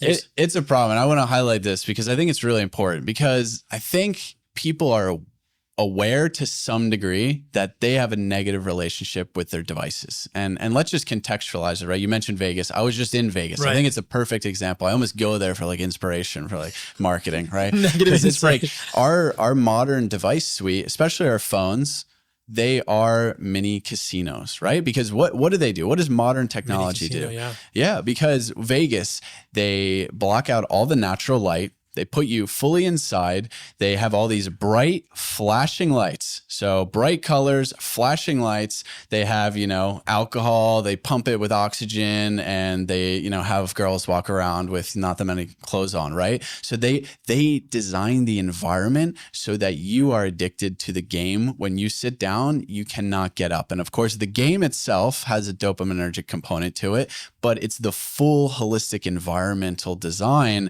that's really so hard to, stay away from. Even me, I'm walking through the hotel and I'm like, man, this is lighting up my brain. And that's what your phone is doing. What do they do? Well, it keeps you inside. So you're not in natural sunlight. You're not outdoors. You're in an artificial environment. Then you have the hardware itself, which is high and blue, heavy, flickering light. And then you have the actual game, the software itself. So everyone thinks it's just the game. It's the whole design. It's the component. I think the form factor itself of a phone is really underrated in how addicting it is. Like you don't scroll on your laptop. It's just no one does that. It's kind of harder. Even an iPad or like a tablet form factor, you can scroll, but it's a bit different. So I ask people, well, what if what if the casinos were outside and, there wasn't all these bright flashing lights? And that's what, we're trying to do at Daylight. That's our thing. Is like, what if the technology was less like a casino and more just, a tool for your environment to get work done so that you can actually like enjoy your life and not have all the negative detriments. And it's tough because our threshold for dopamine has been so altered by, these modern technological devices and just instant access to everything and convenience at the highest level. So we do have a challenge in that sense, but I think people are ready for it. I think people are aware that, iPad kids is literally a meme on TikTok. I didn't know this. Oh yeah. If you have kids, like, parents know that screens are bad. They're outlawing, like California has outlawed phones in schools, which when I grew up right when smartphones came out in high school, and you weren't allowed to use your phone in class, but apparently it's gotten so bad to where it's banned now. So the timing is right, but there's no alternatives that exist. It's really inconvenient to change anything. So what I do is similar to what you do, is I try and use my phone the least I possibly can, do all my work on my MacBook and my Daylight computer. And then when I do have my phone, I do the red screen filters. I try and set timers for certain things. And I try and do as much work in a good environment as possible, like good proper light. But yeah, I think the flicker, the blue light, it's stressing your body out. So then you're going to be more susceptible to be sucked in to the social media, to the doom scrolling, because you're just, you're less resilient. You're kind of like getting punched in the face, and then they're like, all right, we got you down. So everyone could be a bit more resilient, but it's damn hard because we're just being assaulted by so many different directions, and they're good at it. Their business model is keeping you on device longer. That is the algorithm. That is all, Everything. They have to do. They have to keep growing. They have to be, beholden to their shareholders, and they have to keep pumping out new products and make more money. How do they do that? They do that by keeping you on device, on screen, in app longer. And that needs to change. It's sinister. It's nefarious. And I just want people to realize that your device is not there to make your life easier. Your device is there to keep you addicted to it. And when the founders of these companies don't let their kids have it until they're 14 or 16 years old, they understand the dangers, and they're trying to get you to give it to your kids. iWatches. I wish we had an iPad in here. Have you ever checked the flicker on an iPad? I haven't. I wonder. Well, let's find someone with an iPad. Yeah. And we'll put it in like the description or something. We can put we'll do some content about it. It's probably similar to an iPhone. I bet it is. Yeah. I bet it is. The other thing that I do specifically with my phone is I try to use it on grayscale, or I will use it on the red filter during the day. Yeah. Because when I use it on the red filter during the day, I am much less likely to use it when it's like this. It's much less pleasing to look at. When I'm on the full blue mode, it almost looks like pieces of candy. And I think the Instagram icon is designed to look like a piece of candy or something. Yes. This is recapitulating our visual perception of ripe fruit. The visual instinct that I get with an Instagram icon is that's a piece of ripe fruit. I'm going to click on that. I want that. There's a bunch of ripe fruit here on my iPhone. That's like a tree full of ripe berries. You can't look away. But when I click to the red or the grayscale, it's much less interesting, and I could just go on, do what I need to do, and I'm much less likely to put it down. And I think, and there's probably research about this, that this has less of an effect on dopamine in my brain. And so if you want to use your phone on grayscale, just understand that these devices are meant to addict us. I actually do that with my computer also, because I will find that sometimes with the colors on my computer, I spend more time on it than I should.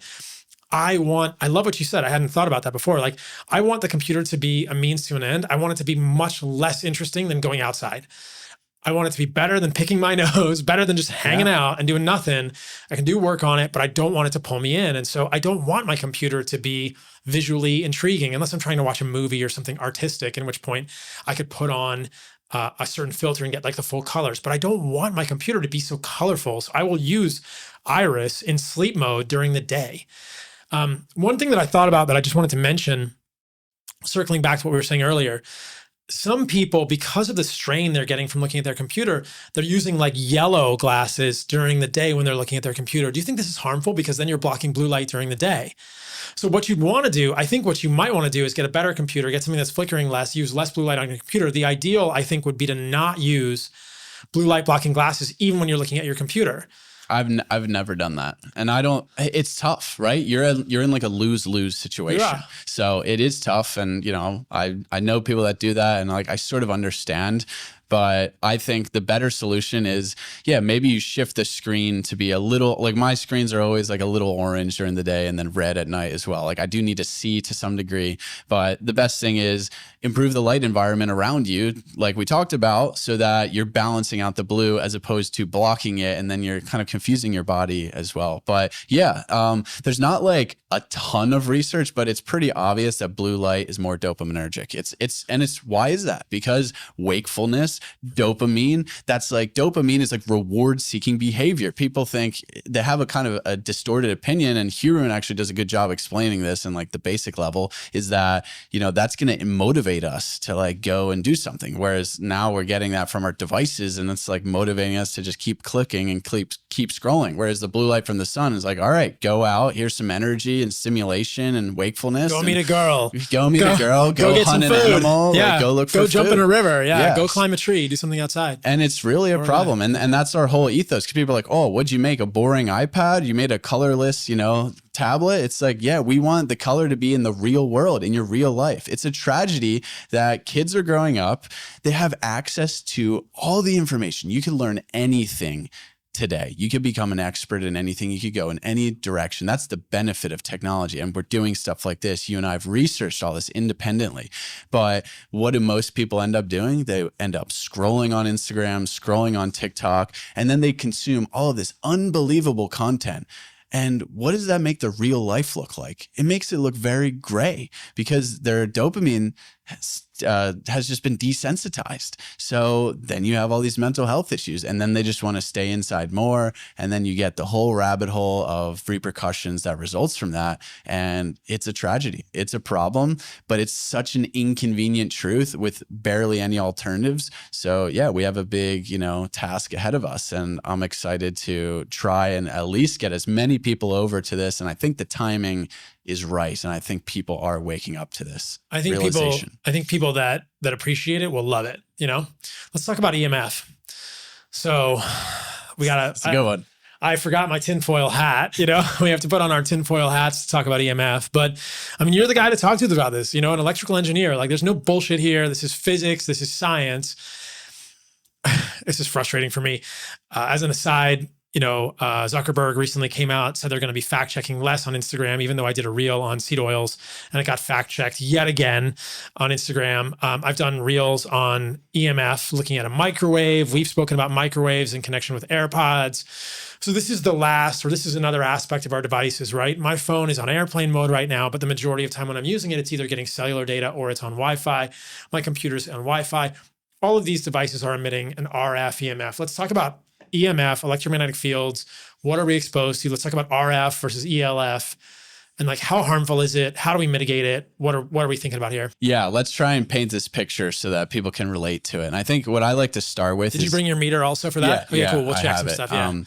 I think people do need to understand that at the lowest level, we are electromagnetic beings. And we just talked about mitochondria and how it's literally like a battery / capacitor powering a nanomotor. That's, the energy source and communication hub for all of biology. Some people might not even grasp that. What do we use to measure our heart activity, our brain activity in a hospital? Electrocardiograms, electroencephalograms. What do we use to find tumors and torn ACLs? Magnetic resonance imaging, which is putting your body in a very strong static magnetic field and then pulsing a radio frequency so that it kind of reflects back from the protons in water molecules. And that's how we get images.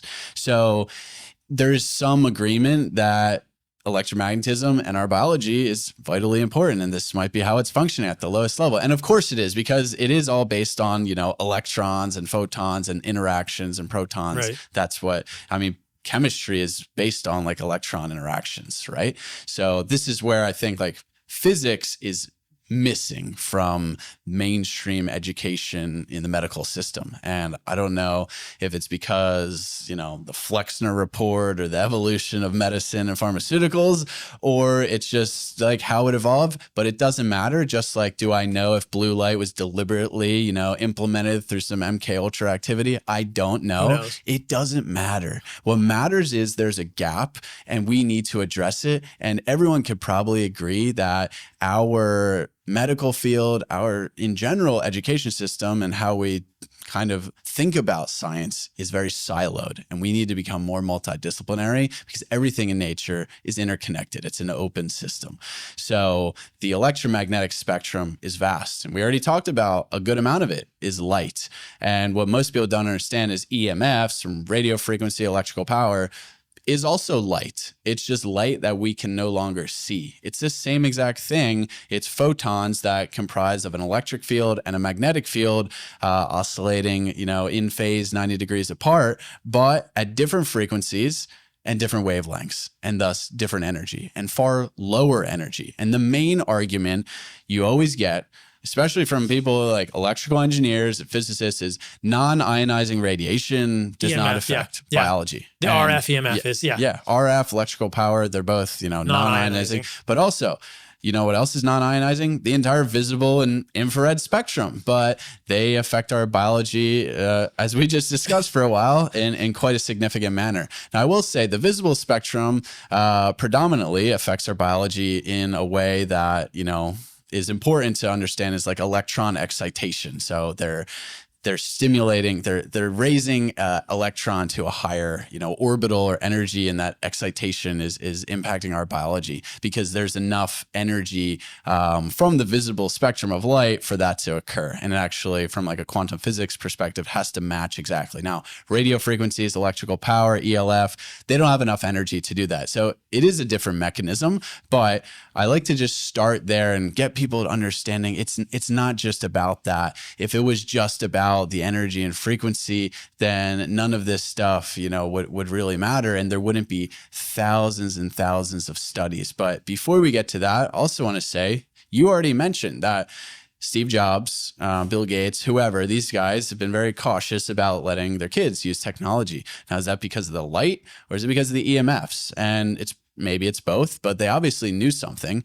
And what's crazy, and I think I sent you this, but there's a manufacturing warning label on all technology. You did. So if you look it up, your iPhone has a manufacturing warning label that says, never hold this on your body.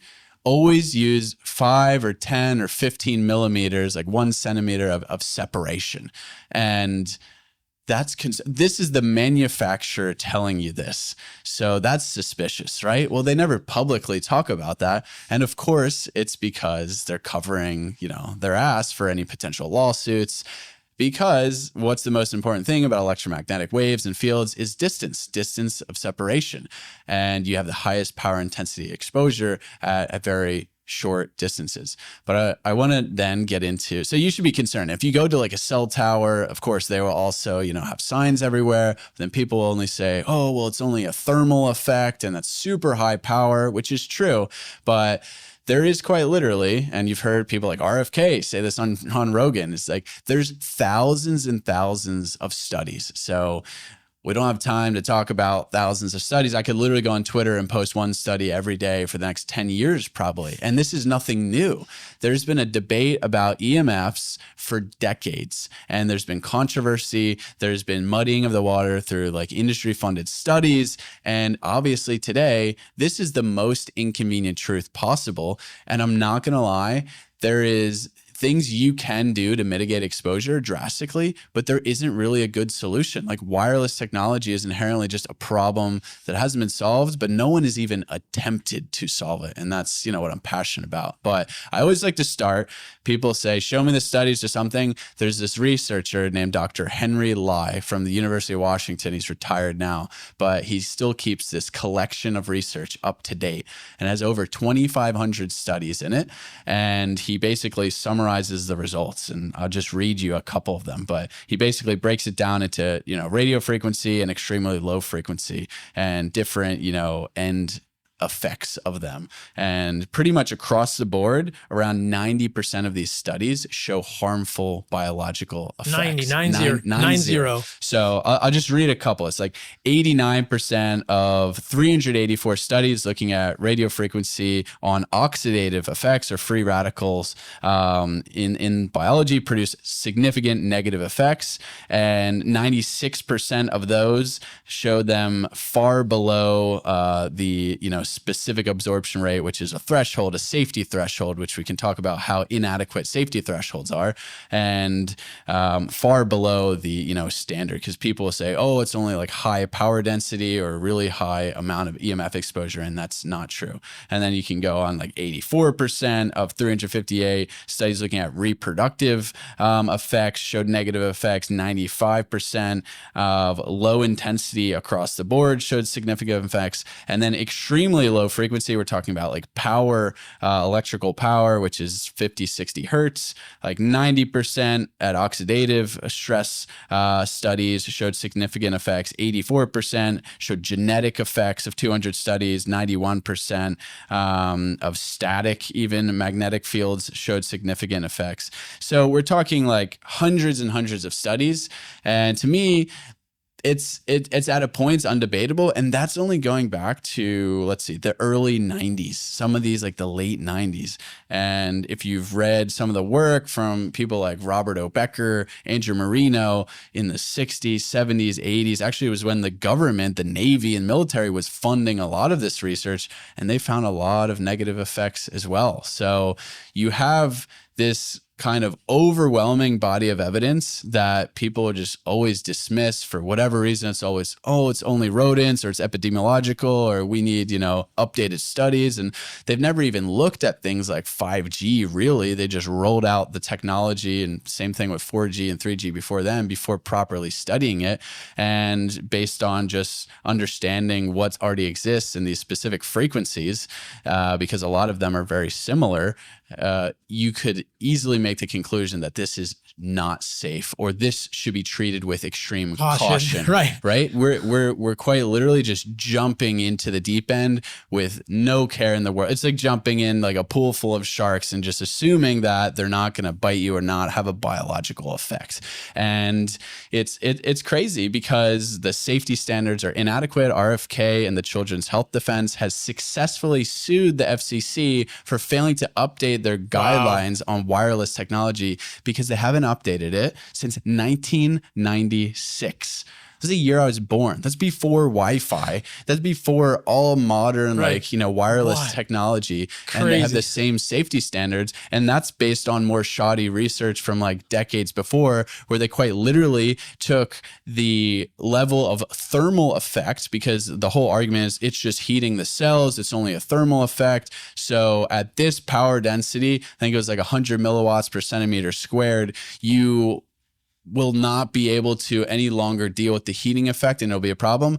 All right, we're going to use a factor of 10. So they took 1/10 of that number. That was the safety threshold they started with. And then they've modified it a little bit, but not much. But it's all a thermal effect, and there's only thermal. No attention to any of these subcellular processes that we talked about, or oxidative stress, DNA damage that the studies are potentially showing. Nothing. No one's looking at this, because I get the same thing when I post about this. I took an RF EMF meter, and just so people understand, there's ELF, which is very low frequency, extra low frequency, and there's RF, which is radio frequency. And what's the radio frequency band? So yeah, let's talk about that, because it's kind of complicated. The electromagnetic spectrum is vast, right? And again, the only difference here is the wavelength and the frequency and the energy of the wavelength.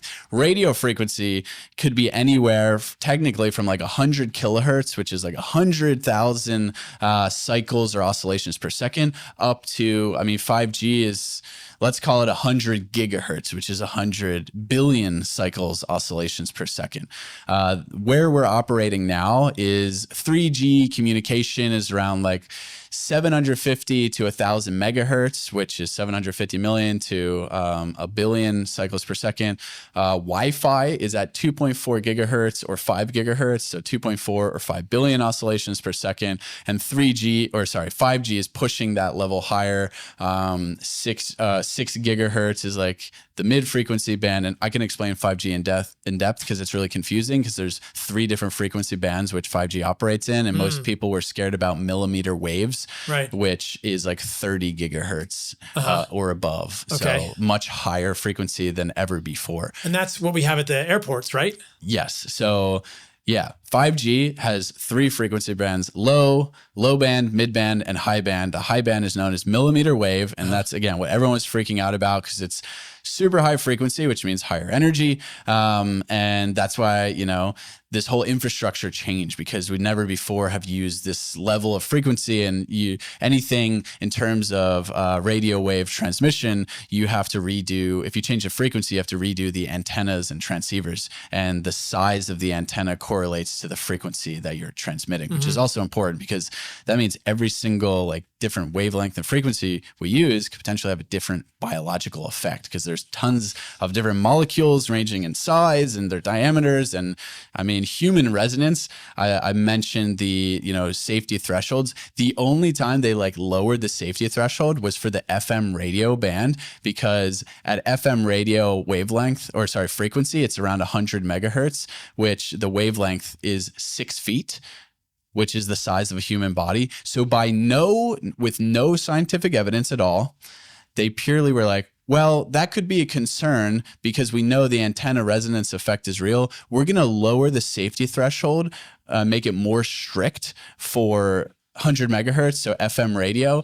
But for anything below that and kind of above it, we're gonna raise it up and make it less strict because then it can have a biological effect. So that's a true story. It can't have a biological effect because the wavelength is not like the size of the human body. They were like, well, if it doesn't have an antenna resonance effect and it's not thermal, then they can't have a biological effect. So yeah, so the radio frequency spectrum is vast, and millimeter wave 5G, the benefit to 5G is these higher frequencies, they have terrible range. So they only travel very short distances. That's why they had to install all this new infrastructure and all these repeater towers everywhere, because the higher data throughput and everything you get from going to this higher frequency is a trade-off with the transmission distance because it drops out so fast at these higher frequencies. So they can really only have them in big cities, airports, like downtown areas, entertainment centers. That's really where millimeter waves have been rolled out. So if you're in a rural place, you're never going to be exposed to 5G millimeter waves, and you probably never will. And you'll probably never have to worry about 6G or anything either, because if they keep going up in frequency, they have to put the repeaters closer and closer together, and it's not worth the investment in a low population area. Right. And 5G in general is far more targeted. So 3G, 4G is kind of omnidirectional in the fact that it's blasting out these waves in almost all directions, whereas 5G is far more targeted. It has a narrow beam width and uses crazy things like beam steering and just more advanced, radio frequency design for the wave. So it's far more engineered as well, which is a concern. So, but that's kind of, we've gone deep pretty quick. I want to preface by taking a step back and saying the natural electromagnetic spectrum. What is that? Right. We covered the solar spectrum. So that's a big piece. UV to infrared, that is the sun. That's what we've been exposed to. The Earth has a natural magnetic field, electric field, and that is oscillating in the very low frequency range. So there's a few components to that, but the Earth's magnetic field, vitally important, because if it wasn't for the Earth's magnetic field, which is a result of the molten iron core, which is moving charges, and moving charges generates a magnetic field, that actually protects our Earth, our planet, from the very harmful ionizing radiation that's coming from the sun and doesn't make it to the surface of the Earth, because we have this magnetic field protecting us. So interesting. And we have this magnetosphere, and it's cool because when it's facing the sun, it's extended in one direction. So when we rotate, we're in a changing magnetic field constantly, and a changing magnetic field through law of induction results in an electric field being induced on the planet. And we have an electric field as well because of that. And that's natural, but they're very low intensity. So the Earth's magnetic field is really like 40 to 60 microtesla, which probably means nothing to anybody listening to this, but it's very low intensity. It's a weak magnetic field, but it's very important for biological functions. And it's something that we have taken as an input signal for a very long time. And it's different at different locations because the Earth is almost like a giant bar magnet. And you've heard of the North Pole, and there's like a magnetic north and there's a magnetic south as well, very close to the geographical poles. And it's stronger at the poles, and the field lines come out of the Earth at different angles based on where you're located as well, latitude wise. Mm-hmm. And, Costa Rica, the magnetic environment is far different than here. It's far different than like in Canada. And that's important, because there's biological kind of variety as you go along the electromagnetic environment, and same thing with the electric field. So a lot of electric field is generated from lightning strikes and tropical storm activity, which is far greater in the equator. So you get a greater like negative surface charge, and things like grounding have a greater effect near the equator when you're in Costa Rica, for example, compared to up in more northern areas. But I want to say this is all natural electromagnetic footprint, and occasionally the magnetic field has these micro pulsations in the low frequency range. It's typically DC, which is static, so no frequency, no oscillations, just continuous. I mean, it varies throughout the day in terms of intensity, but if it does pulsate, it's in the low frequency range. And then there's this phenomenon called the Schumann's resonance, which a lot of people have heard of, which is electromagnetic waves oscillating in this cavity in our atmosphere. And that's typically resulting in a frequency, resonant frequency of around 7.8 hertz is the first harmonic. And it can vary depending on solar activity and magnetic disturbances, and go up to, let's say, 30, 50 hertz, maybe off case like 100 hertz. So everything really native is in this low frequency range. And technically there's some like lightning atmospheric conditions that could be in the kilohertz range, but it's pretty much not even relevant. It's super minimal. So that's important because that's where biology is operating, is in this low frequency range. There is zero, almost zero. I would say I think there's technically a radio frequency window in our atmosphere, but it is like not even comprehensible how tiny it is. It's like 10 to the 15th the magnitude of like a Wi-Fi signal, and it's a lower frequency that's naturally coming from the solar system, from the sun in terms of radio frequency. But if I take my EMF meter, I go into the woods of Wyoming in the mountains, the reading, which that's reading from 200 megahertz to 8 gigahertz, which is the predominant spectrum of our technology, is zero. Zero. It's the same in my house in Costa Rica. It's zero. It's 0.005 microwatts per meter squared. 0.005. It's zero. There is none of this. This is what we would call non-native EMF. Yes. At some level. So that's the point, is that there is an electromagnetic environment on our planet. Right. It's actually extremely important. And there's a lot of research. It's very fascinating. It's pretty complicated, but that's what we're designed to take as an input signal, that and the sun from an electromagnetic perspective. Everything else is alien. Right. Everything else. And the radio frequency, like light, this is like, we're designed to take in blue light, not in this, ratio. But we're like, radio frequencies are completely alien to our biology. And as you'd imagine, what most of this research says, I've rattled off a lot of studies and kind of the high level overview, is oxidative stress. That's like what it all comes back to. And to me, that makes a lot of sense because, the mitochondria are kind of like electromagnetic sensors to our environment. And you find that the most electromagnetically dense areas, the most mitochondrial rich tissues, your heart, your reproductive organs, your brain, your eyes, seem to be the most sensitive to non-native or man-made electromagnetic fields. Just want to pause the podcast one last time to let you guys know about another company I'm super proud of. These are companies that I built, guys. These are the highest quality ingredients on the planet. If you're not aware of Lineage Provisions, you're missing out. One of our newest products is air-dried steak. It's grass-fed beef. organic vinegar, and sea salt. That's it. It's like the best jerky you'll ever have in your life. We make meat sticks. We have a grass-fed protein powder. We have creatine, glyphosate-free honey. Check us out at lineageprovisions.com. Our mission is to really fight against big food and make convenience foods much more healthy than they are today. So check us out, lineageprovisions.com. Back to the podcast. It's wild. I think that was a lot for people to digest. I'll try and just summarize it. Basically, there's this environment on the earth of these very low frequency electromagnetic environments, these electromagnetic waves with the, like, you said 60 hertz, 100 hertz, even lower, up to maybe slightly more than that. What we've created in 2025 is a very non-native EMF environment. Our cell phone, you said, is 2.4 gigahertz. Wi-Fi is, yep. What about the cellular signal? Depends where you are and what network you're on, but it can range from like 800 megahertz to, technically, if you're on a millimeter wave, up to 30 gigahertz. So and it's oscillating. Yeah. And these are all non-native EMFs. When I turn the Wi-Fi router on at my house, it's that 2.4 gigahertz band.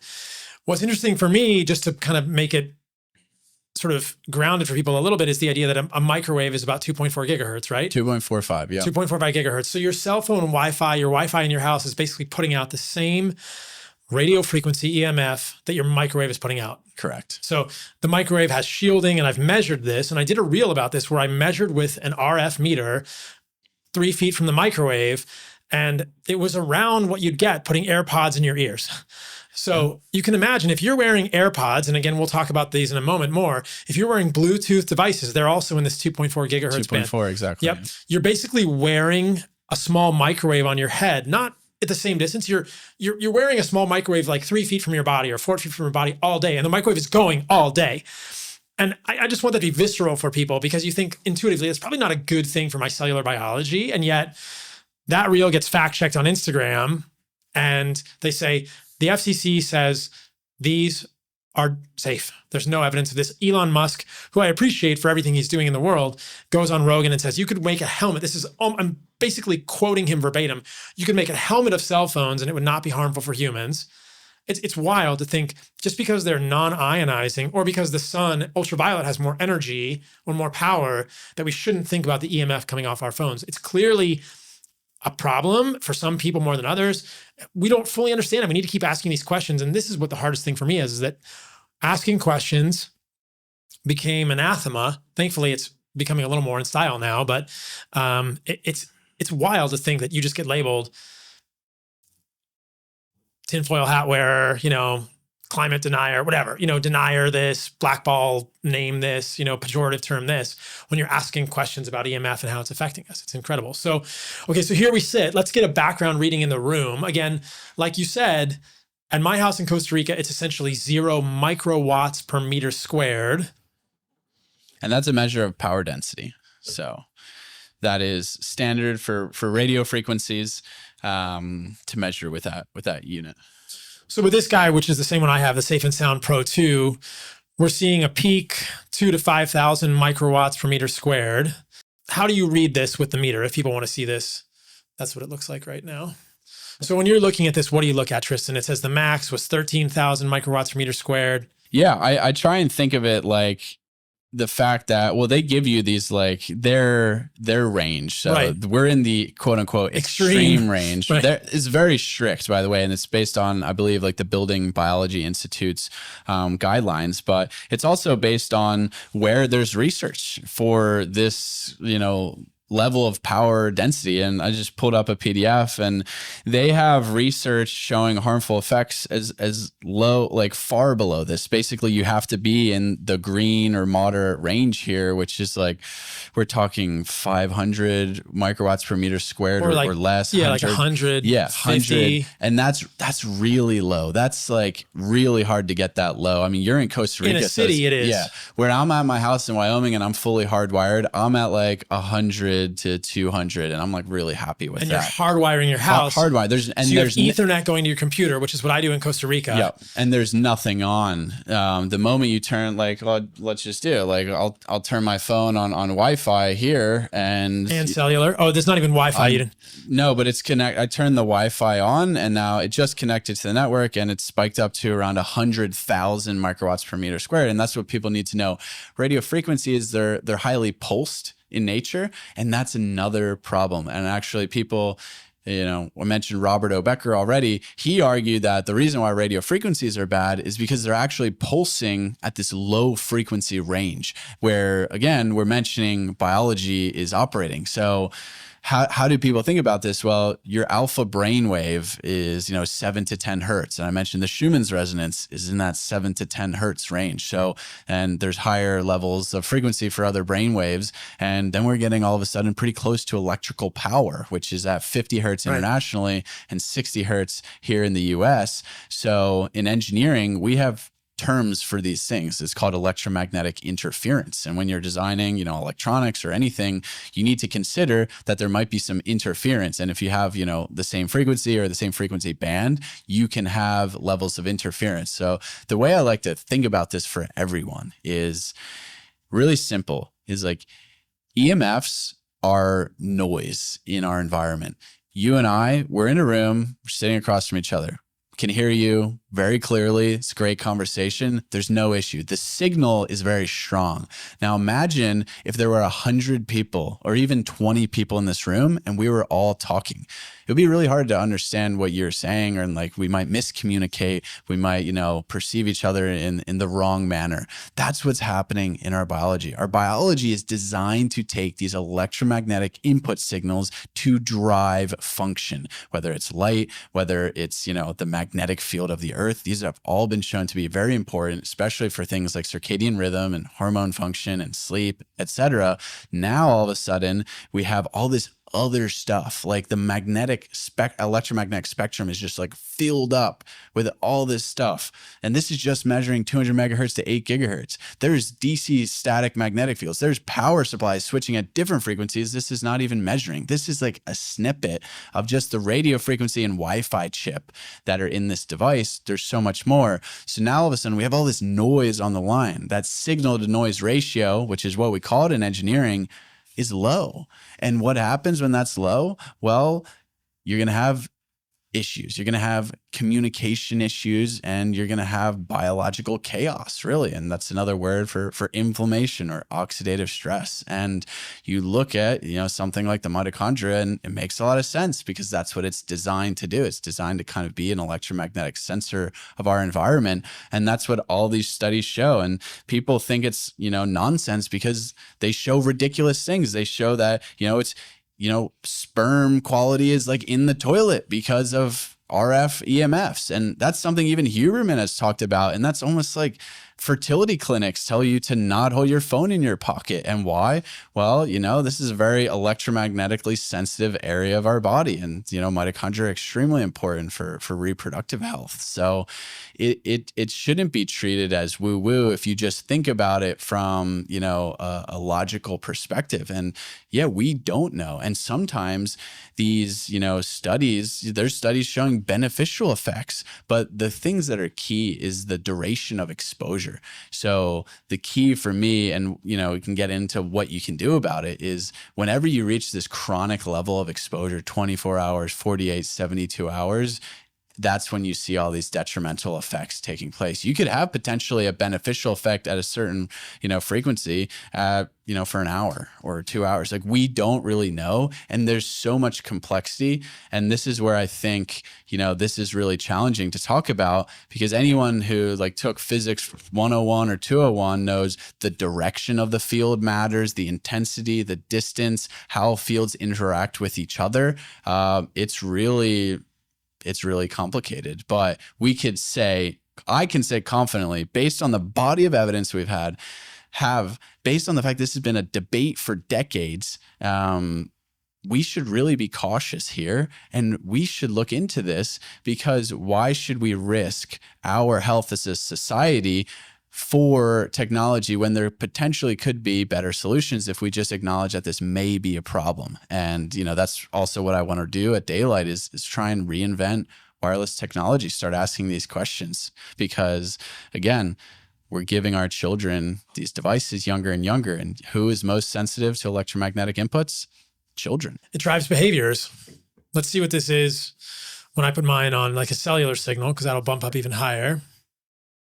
Yeah. 3 million 3 million microwatts per meter squared. It's peaking at 3 million on my cellular. And that's because you just turned it on and it's Right. searching for the signal. So Right. the RF EMF output's going to be the highest when it's searching for a signal. So, you know, people who put their phone in airplane mode, if you're like, you know, on our side and believe what we're saying, and that's what I do, then you need to be careful when you take it off airplane mode for like 5 to 10 seconds, because that's when it's going to be outputting the highest power density wave so that it can connect to the signal. Massive. And same thing in low signal areas. Like if you're driving in the middle of nowhere and things, it's going to bump up power like 3 to 4x to try and get that signal out. And the other thing we talked about before is most people don't realize that when you have cellular data and Wi-Fi on at the same time, you're using, that's like double the exposure, because you're using 2 different mechanisms to probably do the same thing. So I would recommend, you're probably not going to hardwire your internet, but if you can just like stay on Wi-Fi, which is typically lower power density, then keep your phone on airplane mode with just Wi-Fi on. You're saving yourself the cellular data connection exposure, and it's just unnecessary. So I want people to understand that the single greatest source of exposure to RF EMF is your cell phone, more than your Wi-Fi router. This thing is on your body all the time. I mean, that spiked to 3 million microwatts per meter squared for 5 to 10 seconds when I turned it on. If this thing is on my body doing that, like your cell phone on your body, that is the single biggest exposure you have to RF. So here's how you make the action, right? Here's how we change behaviors. Know what's going on with your cell phone. Keep your cell phone on airplane mode as much as you possibly can. And in order to be on airplane mode fully, I want to show people this. The airplane icon needs to be on, and the Wi-Fi and the Bluetooth icons need to be that like sort of dark strike through, the strike through gray. Sometimes you will turn the Wi-Fi on and then you'll turn it back off and it turns white, right? The Wi-Fi is not off on your phone if it's white. Let me get it to do that. Same with Bluetooth. Same with Bluetooth on your phone. So you can see here on my phone now, the Wi-Fi icon is white. It's not off. It's still putting out a Wi-Fi signal. The same with Bluetooth. And now I've gone to airplane mode and it's still white. So this is still putting out RF EMF from the Wi-Fi antenna on my phone. I actually now have to go into settings. Send this to your friends, guys, who don't know this. I have to go into settings and turn off the Wi-Fi there to get it to go fully off. And now on my phone, the Wi-Fi is fully gray. That's a big deal. Your phone is the single biggest exposure you have. So whenever I'm walking around with my phone, it's on full airplane mode like this. If I'm out doing things in the world and I want to check my messages, I'll take it off and I'll use it and then I'll turn it off. I don't want to be paying attention to my phone all the time. I don't need to get every single notification in the moment it comes in, unless I'm in a very time critical communication with someone on my team or someone that I want to talk to. So that's a hard thing. But your phones, the phones your kids have, and similarly, probably any iPads that have cellular connections, these are big problems for RF. The Wi-Fi router in your house, less so, but still a problem. Don't sleep next to your Wi-Fi router. If you put this next to your Wi-Fi router, you'd get some of the same readings. So basically your cell phone is like having a Wi-Fi router next to you all the time. And remember, it's your AirPods in your ear are kind of like having a Wi-Fi router in your ear all day. And they're transmitting a signal through your brain with oxidative stress, DNA damage. And so, look, I get it, guys. You want to go to the gym, you don't want a cord, but does it cause headaches for you? We don't really know what these things do long-term, and hopefully we'll get some actual honest research about this, because there's thousands of studies you're talking about. They're just being suppressed by the FCC and these tech companies. They don't want us to know. Can you imagine how bad this would be for the tech companies if we really started to think about how problematic these things are for humans, or at least ask the honest questions? We should not be slinging pejorative epithets at people, saying you're a tinfoil hat wearing person. And that's what I get. And I don't care. I'm still going to talk about it. One of the things I brought at the house, it's pretty funny. I've been traveling with this, just an experiment, is a Faraday tent. So I'm sleeping in like a zero or very, very low EMF environment tent that I can travel with. In Costa Rica, I don't have to do this because there's no Wi-Fi at my house. There's no cell signal. People come to my house and they say, "What's the Wi-Fi?" And I say, "There's a cord right there. You can plug it in." And just so people understand this, there are Ethernet to Lightning or Ethernet to USB adapters on Amazon. You can plug your phone into Ethernet. I can use my iPhone. I have an iPhone 13 because I'm not super tech. Yeah. I can plug my Lightning adapter into I can use my phone with zero RF coming off it to an Ethernet cable. It's less convenient.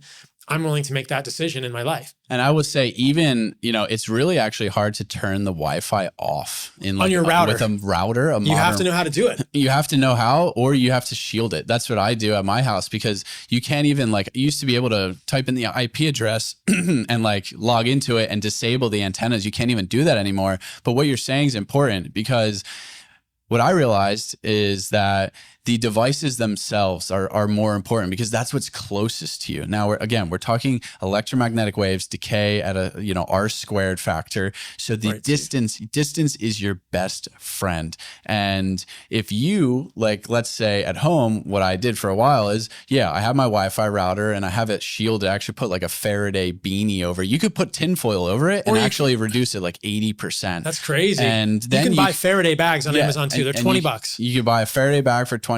So you can do that. And the connection's still fine as long as you're not going to your next door neighbor's house. It's more than strong enough. And then you can run an Ethernet cord to where you still technically have the Wi-Fi somewhat on, but it's shielded, and then connect that to your phone or connect that to your laptop. And then you turn your laptop or phone on airplane mode. So you're not transmitting or receiving the RF signal, but you still get internet, and it's actually faster if you connect to Ethernet. It's more secure. Hardwiring is fantastic. I just don't think that's how we're gonna, accomplish anything large scale.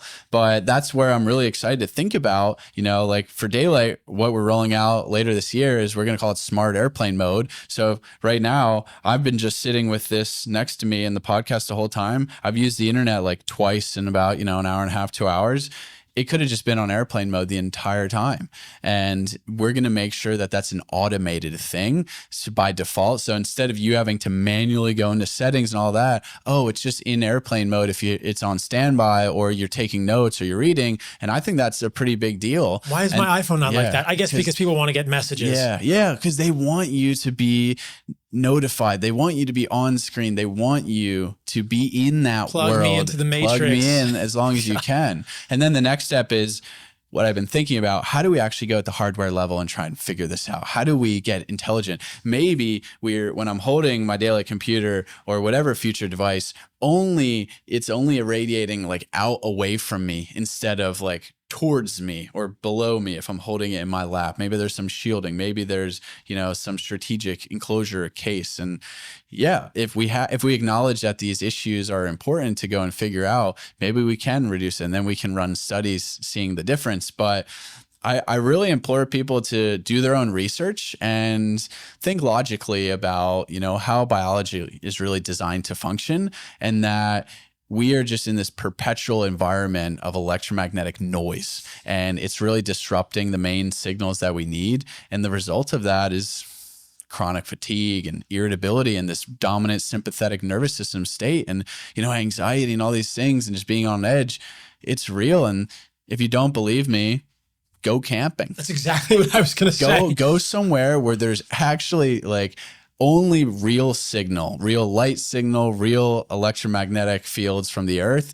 And you'll just take a deep breath and just relax, maybe for the first time in a long time. And that's when you actually realize how polluted the environment in our modern worlds are from an electromagnetic perspective. I've heard it called electrosmog. Yeah, electrosmog, pollution. We're breathing, not physically, not literally, but we're bathing in electrosmog now. Yeah. So I have this, I'll just say this, I didn't mean to interrupt you. I have this EMF tent in the Airbnb, and they're actually pretty small and portable. I can fly with, on the airplane with them. They always ask me what the heck is that? I'm like, it's a tent. It's a tent. It's a circular thing. I can put a link to it in the description. And I'm traveling with a buddy here in Texas, and he got in there the other day and he was like, whoa. I mean, it's just subjective, right? But you can literally take this safe and sound meter in there. And at the Airbnb, it was reading 150 to 500, maybe 1,000 microwatts per meter square in background. You put the safe and sound meter in there, and it goes down to less than 1. It's not 0, actually, so it's not a perfect tent, right? But it goes down to less than 1 microwatt per meter squared, which is way less than your house in Wyoming. And he can feel it. That's his subjective experience. So I do this experiment with people all the time when they come to the Airbnb. I'm go in the Wi-Fi tent, go in the EMF tent, and tell me how you feel. And obviously, it's not a blinded study, right? There's some potential for confounding here, but invariably people experience something subjectively when they get into that environment. That's the easiest way. That's the quickest that I can transport someone into Big Bend National Park in Texas, right? It's 9 hours away, but you can go in this EMF tent and sort of feel it. And you can usually, everyone that's been in there feels something different. And so that's where I sleep when I'm traveling, especially if I'm in a place like New York or Vegas, especially if I'm in a hotel where I can't control the Wi-Fi around me. In an Airbnb, I can turn the Wi-Fi router off at night. I put my phone on airplane mode every single night. My phone is on airplane mode. Why is your phone not on airplane mode, guys? It's crazy. And you mentioned this earlier, how important sleep is. And we've talked about melatonin in depth, but I want to kind of get back to this because during the day, you're going to have limited control over what you can do. If you use your phone differently, I think that's huge. If you can, just think about distance between you and technology. And that's where, wired headphones, speakerphone, things are like really important. But your sleep environment, it's the most important thing. It's the most important because that is when you're going through all the cellular repair, the autophagy, the apoptosis. And if you're getting assaulted by this stuff when you're sleeping, and the studies showing that EMF exposure and of course the blue light at night, like we discussed, that's going to disrupt your sleep quality. So you're getting this onslaught during the day, you're losing the battle during the day. Give yourself a fighting chance at nighttime. And that's where, if you can't make a significant impact, you work a 9 to 5, dial in your sleep exposure, turn the Wi-Fi off. There's no reason why you need it on at nighttime. Get your phone out of the bedroom, turn it on airplane mode, and, use the bedroom for sleeping. And if you want to go to a next level, you can switch the breaker off to your house. That's, or to your bedroom specifically. That's what I do, because I think electrical power is also a huge concern, and we can talk about that, but really dialing in your sleep environment is just going to give you the best chance and really set you up for success long term. Else you're losing that battle every single day to a higher degree. You have to optimize your sleep environment. So, I think Brian Johnson does this well in some ways. Going back to him, he makes it very dark, but he's not thinking about Wi-Fi. He's not thinking, he's never talked about EMF. He's never talked about any of these things. He's not talking about ELF and his environment in his house. He lives in Venice. He's talked about this. And I bet if you went to his house and you turned on this meter, there would be hundreds or thousands of microwatts per meter square in his bedroom. He's leaving money on the table there, absolutely, in terms of longevity. I want to ask you about airport scanners. It's millimeter wave is what they say. And the TSA folks are like, it's no big deal. And I think I need to ask Tristan about this, because you're letting a child, all the children go through the metal detectors, but what kind of an exposure am I getting in the airport scanners? One phone call is probably like 10,000 times stronger than that. One phone call? Probably, yeah. Okay. I forget the exact numbers. I made an EMF course last year and it has all the specifics. There's so many different things. Airport scanners, they are millimeter wave, but the duration and the intensity, it's so small.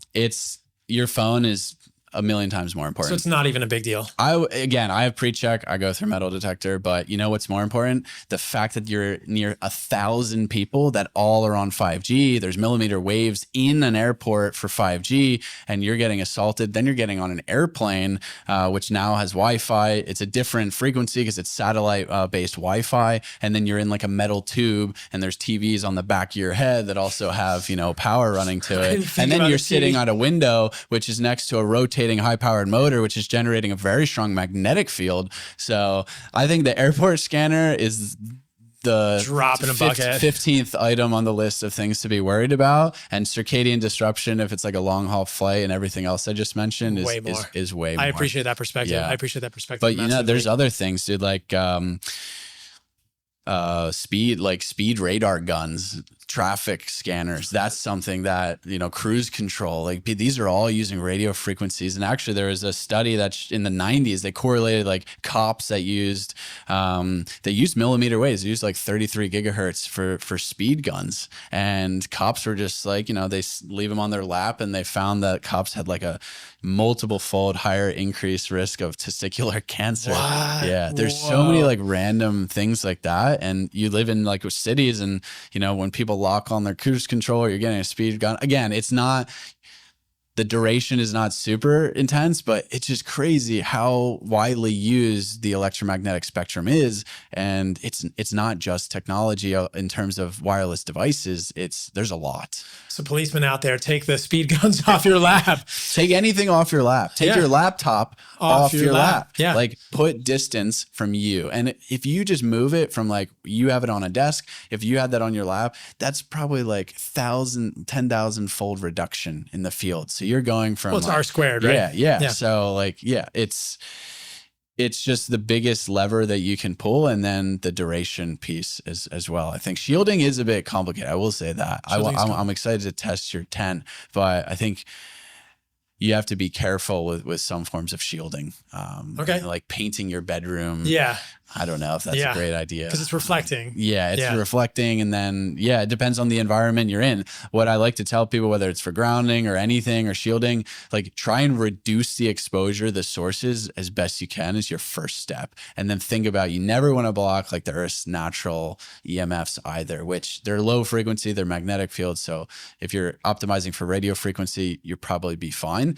But that's where, the electrical power piece is pretty important. Yeah. Yeah. Okay. So we talked about AirPods. I think they're horrible. Wired headphones. Can I make a case for AirPods? Okay.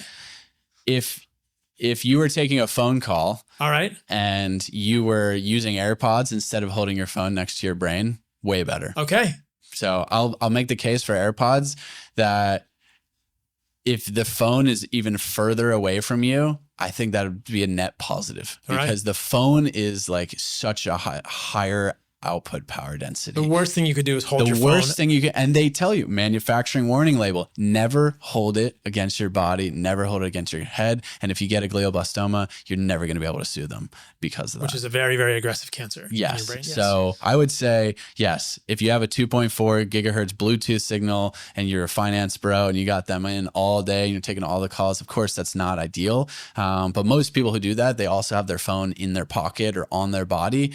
So that's like a negative, times 2. Double whammy. Where if you use the Bluetooth or use any headphones to try and get the phone away from you as far as possible, you could argue that might be a net positive. Okay. Let's make the case for wired headphones versus AirPods. Significant reduction in EMF. No Bluetooth. No Bluetooth. So what I'll do if I'm going to use wired headphones, and again, this is a pain in my ass, but I'll do it if I'm walking and I want to listen to a podcast. I'll download it onto my phone, put it on completely airplane mode, and walk with wired headphones. Yeah. And you can use something like Air Tubes, which have, as you talked about, Air Tubes even better. Even better. Air Tubes. Inferior audio experience. Horrible audio experience. Better from an RF perspective. But look, like, I'm not trying to be an audiophile when I'm walking in the morning or I'm walking somewhere listening to a podcast, right? Or any of these experiences. So that's way better. And I think, you can use a wired headphone. I don't know if you guys knew this. You can use wired headphones on your computer, and you can watch a movie on your computer with wired headphones versus AirPods. You can use wired headphones on an airplane, guys. I don't know if you guys knew this. They give them to you. They give them to you. Those are the worst I've ever had in my whole life, but I can bring my Air Tube headphones, right, onto an airplane because it has the aux cable, and I can watch a movie with these versus my AirPods. You don't have to use AirPods on a flight. Yeah. It's more convenient. I get it. What are we trading for it? We don't fully know. Yeah. Let's talk about Teslas for a minute. Let's talk about electric cars. What do you think? Well, let's preface by saying the semiconductor electronics content of an EV is, it might be like 500 times higher than like your standard internal combustion engine vehicle from like 5 years earlier. Mm-hmm. Every single car is going through a transformation of far more electronic components. Even my 4Runner, which is 2 years old, like has all these sensors and it drives me insane. But it's hard to gauge the RF like component of it, but for sure you have all these screens, you have way more. I'm thinking more of the magnetics. So what I was going to get to is I think the biggest detriment of cars, both ICE and electric vehicles, is the magnetic field component. And a big problem in general, in terms of like dirty EMF or like high EMF things, is when you're converting power, whether it's DC to DC, AC to DC, or DC to AC, because you're using a lot of rectification and it's resulting in a lot of EMFs. So electric vehicle has these, 400, 800 volt batteries. They're DC, and then they have to convert convert that at very high power to run their AC induction motor. And I used to work for a company that sold these chips that, were really high power traction inverters, like transistors that basically do that conversion. And that results in a ton of EMFs, like very high magnetic field exposure. And magnetic fields is concerning. And I want to raise this point. We don't need to go too deep in the studies, but there has been over, multiple agreed upon research, population level studies showing that very weak magnetic fields increase statistically significant increased risk in childhood leukemia.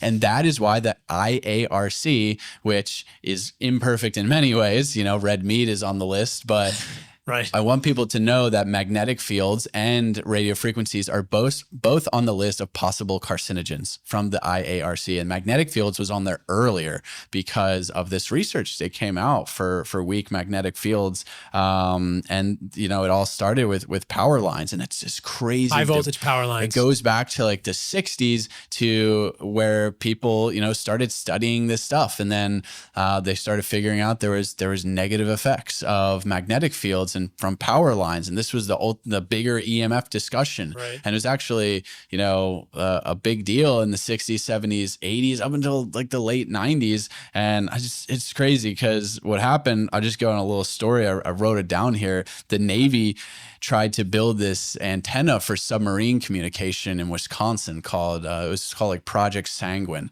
And because extremely low frequencies can penetrate water and go underwater to communicate to submarines, so they wouldn't have to come to the surface. They used to always have to come to the surface to get like signals. So it was like a breakthrough thing. And they asked Robert O. Becker, amongst other well-known scientists and researchers and practitioners, to review the research on these type of ELF waves. Now the antenna was like 45 and 70 hertz. Most of the research and well-known kind of results were at 60 hertz. And they said a generic statement and said, like, although this antenna is like 1 million times lower intensity than power lines, there is significant research showing negative biological effects of power lines. And we recommend that, you don't build this. The Navy suppressed the studies, and then Robert O. Becker got pissed. Then he went and told this like Power Lines Commission about the same things. And he started doing his own studies, and he found like in 3 generations of rats, 60 hertz exposure magnetic fields was, infant mortality rates were through the roof. And then, there was this whole controversy. People started protesting this antenna being built. It moved to Michigan. It changed names like 3 times. I think eventually like 15 years later, but he got canceled because of that. He was like one of the first doctors to get canceled because he spoke out about it.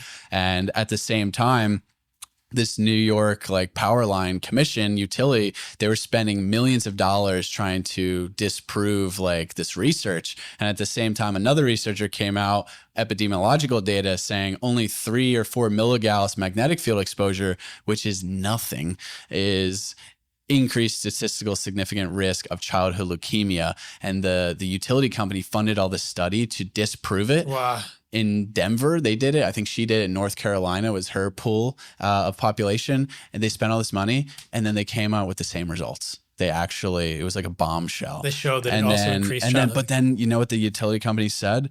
They said the public has accepted the safety risk. We're setting the safety threshold standard to 100 milligauss, and that's it. Sorry, we're not going to do much about it. And there's more researchers in the 90s that showed breast cancer proliferation for 60 hertz fields blocks melatonin and, the anti-cancer properties. And then that guy got slammed for like making up data in the late 90s, and a lot of controversy. I mean, Robert O. Becker went on 60 Minutes. This is like, you can look this up, and it's funny. They're like, do you think there's biological effects of like low frequency fields? He's just like, yes, like it affects like, stress markers and triglyceride levels was like the thing there. And multi-decade debate. And what happened?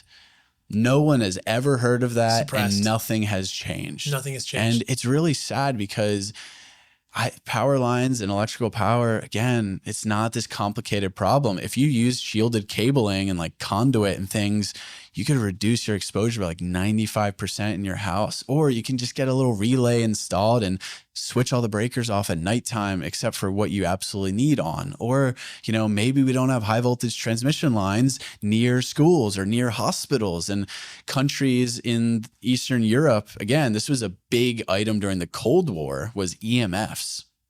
Crazy, because the Soviet Union was big and still is very stringent. They're worried on EMF standards. And in those countries like Eastern Europe and Russia, they have like 10, 100,000x stricter safety thresholds. And then they have even more specific, more strict thresholds for public places, schools, and hospitals. Wow. And wow. Fuck. It's frustrating when you read all of this history and, going back, talking back to like radio frequencies in 1928, the first GE plant that was testing like radio transmitters was only 27 megahertz.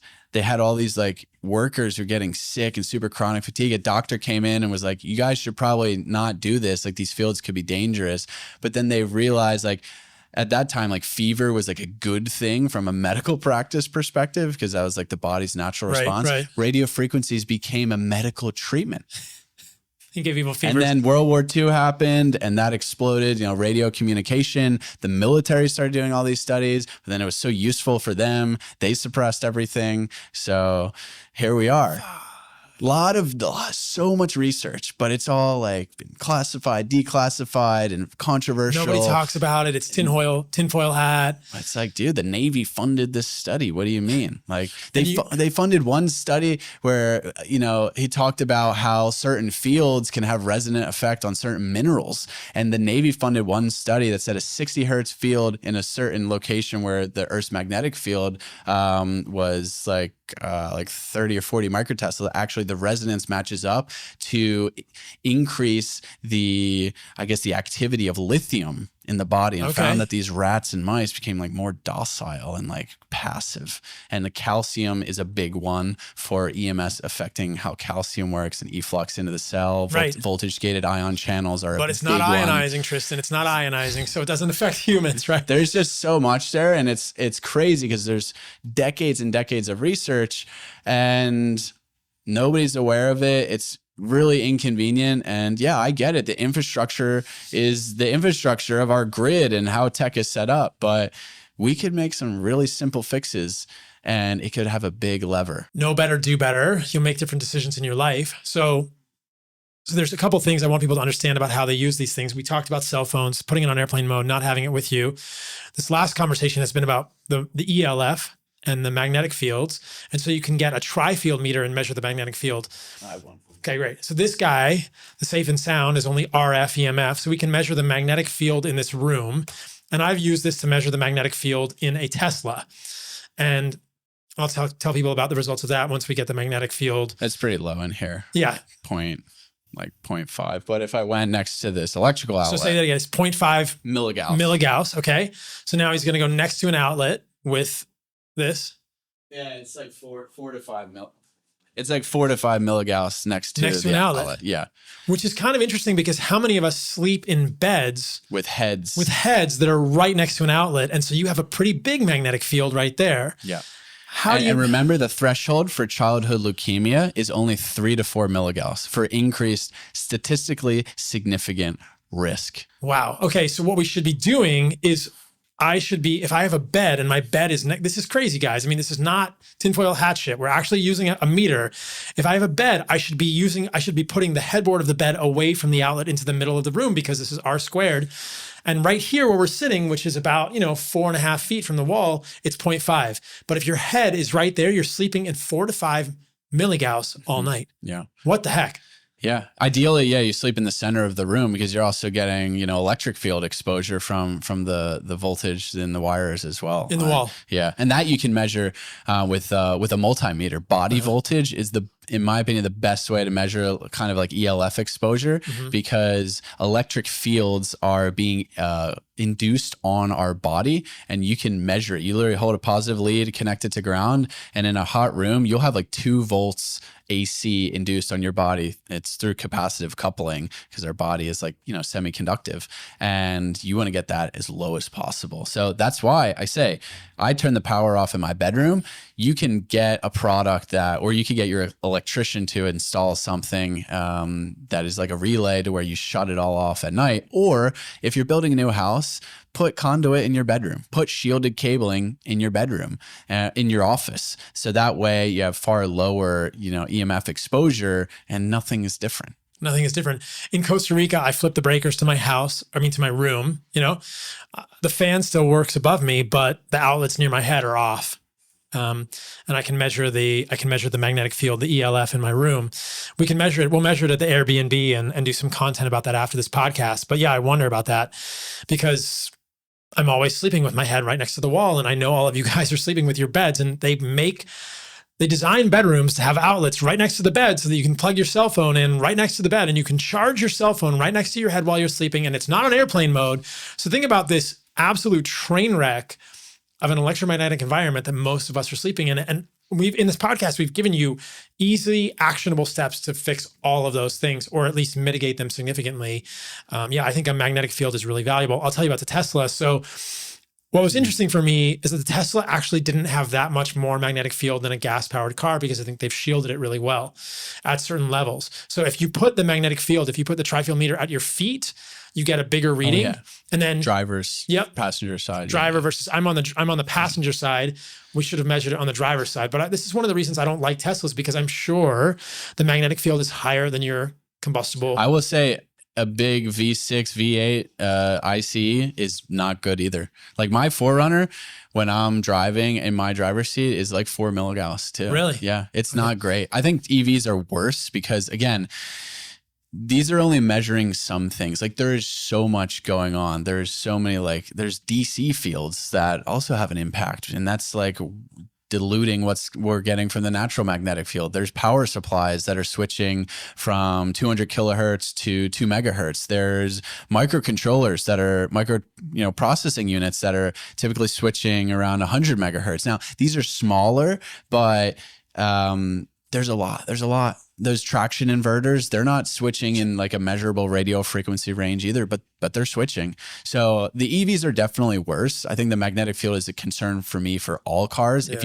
If you want to have the lowest EMF car, buy like a 2005 Toyota Camry and that. But guess what? If we just recognize that, we could probably shield, or it doesn't even have to be anything crazy, just reflect it back forward, and then it's not coming through to the passenger and the driver. It would be really not that hard to do that. You can make changes in the actual technology without a doubt. Yeah, it's pretty significant in cars. And it's more a thing for people that are driving all the time or spending a bunch of time in your car. I don't spend much time in my car, but yeah, I have a truck. It's internal combustion engine, but the Teslas aren't as bad as I thought. Incidentally, when I was testing the Tesla, I walked under a high voltage power line with my tri-field meter, and the magnetic field went to 19 milligauss. That's really high. Under a power line in Dripping Springs, Texas. This is at Hard and Soil headquarters there. So that's crazy, right? That's just crazy to think about. What's around your house? Are you next to high voltage power lines? There was a gym that I worked out in Los Angeles, and there was a high voltage power line. They had an outdoor space at the gym, which I liked. I was hitting the punching bags at the outdoor space, and there's a high voltage power line running right there.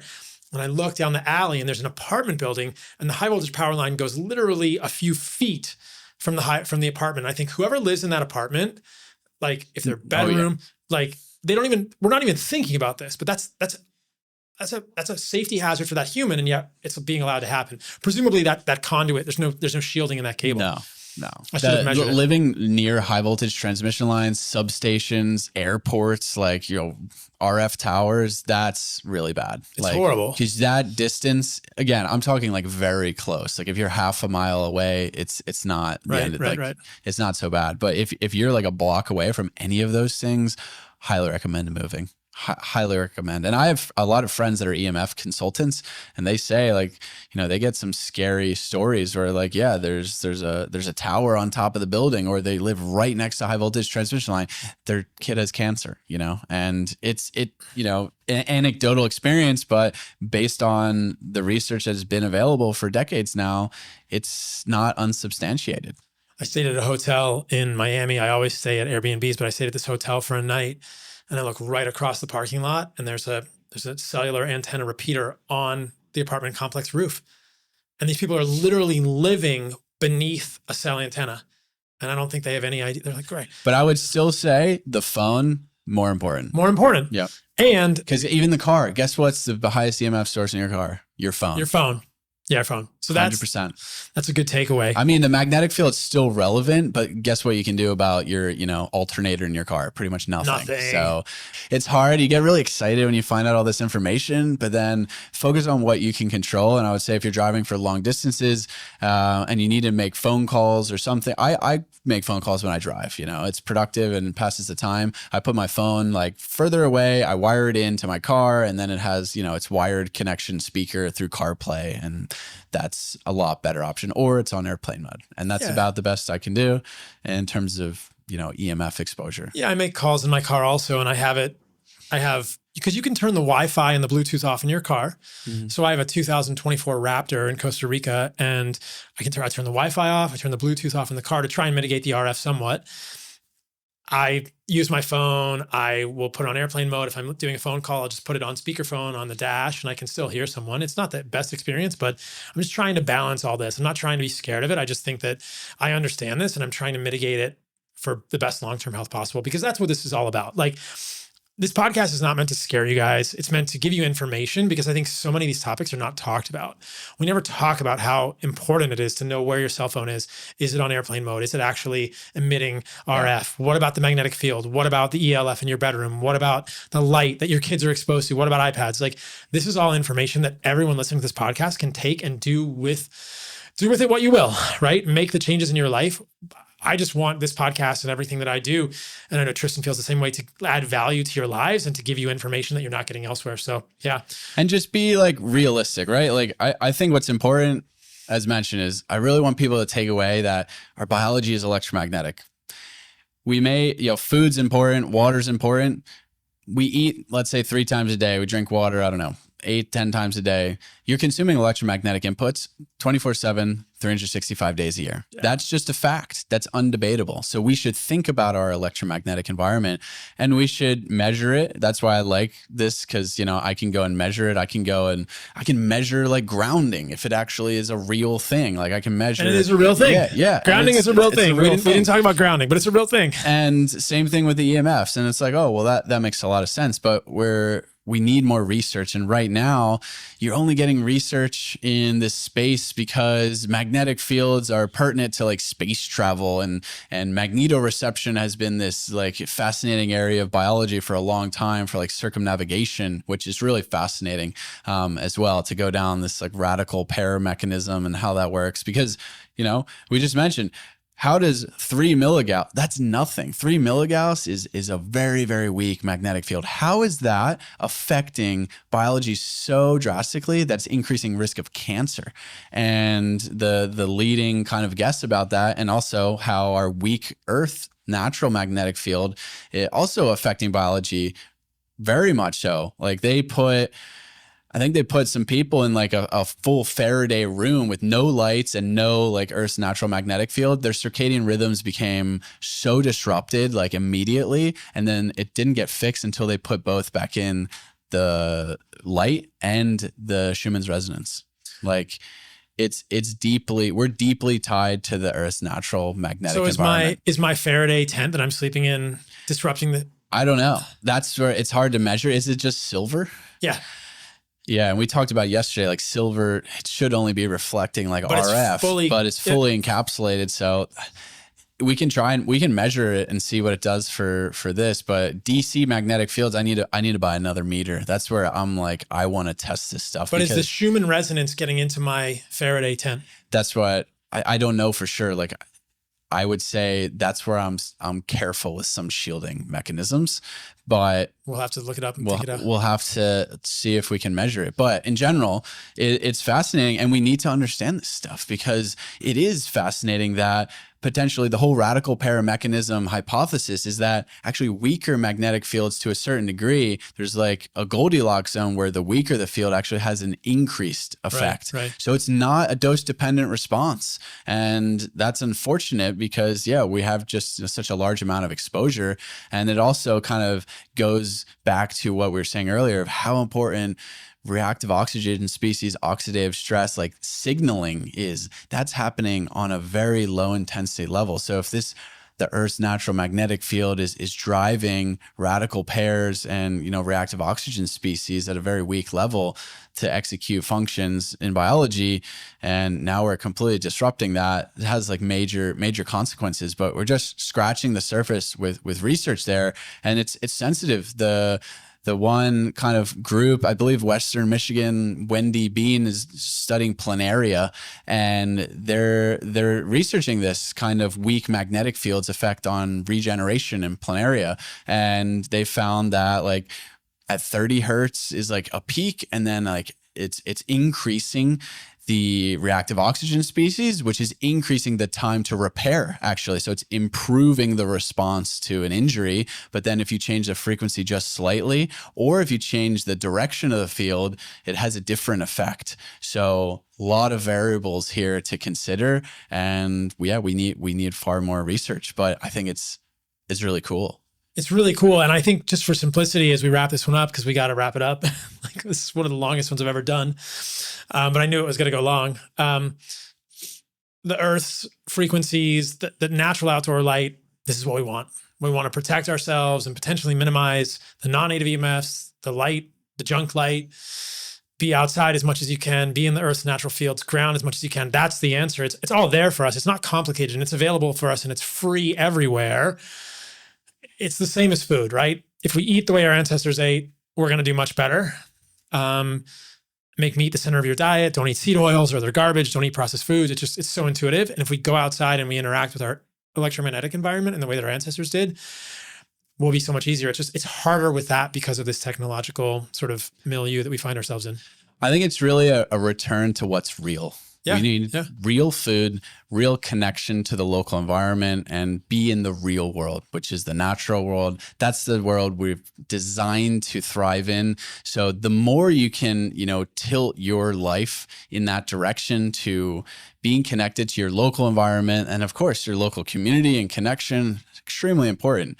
You're going to be a lot better off. And all this stuff we just talked about is fun, to nerd out on. It's complicated, but it can really be that simple. Is like you get back to a more natural lifestyle in the best way possible in a modern environment. And I think we're going to see kind of a more of an increase in people pushing for that. And I'm really excited. I mean, 2025, we've been talking about the last day here, is we have an opportunity here to really change the course of humanity, whether it's from a tech perspective, whether it's from a food perspective, everything. And I think people are ready for that. And I would say, support and, share this and educate your loved ones and spend more time outside, because that's what life's all about. More time outside with people you care about. I think my best memories are in nature with people I care about. Absolutely. Where can people find more of your stuff? Yeah, personally at Tristan_health on Instagram. I'm still at Bitcoin and _beef on Twitter. It's a book I wrote a few years ago. And then, the Daylight Computer, we're at Daylight Co. and daylightcomputer.com. So check us out. We just launched in May. It's going super well. And we're really excited to potentially reinvent, how we interface with technology with an emphasis on health and productivity. I'm excited for the computer and the phone that you guys will make someday. And I've got the tablet and I love it. And just so people know, I have no financial connections with Daylight. I just wanted to get all the information out there. Thanks for being on the show, brother. Thanks, Paul.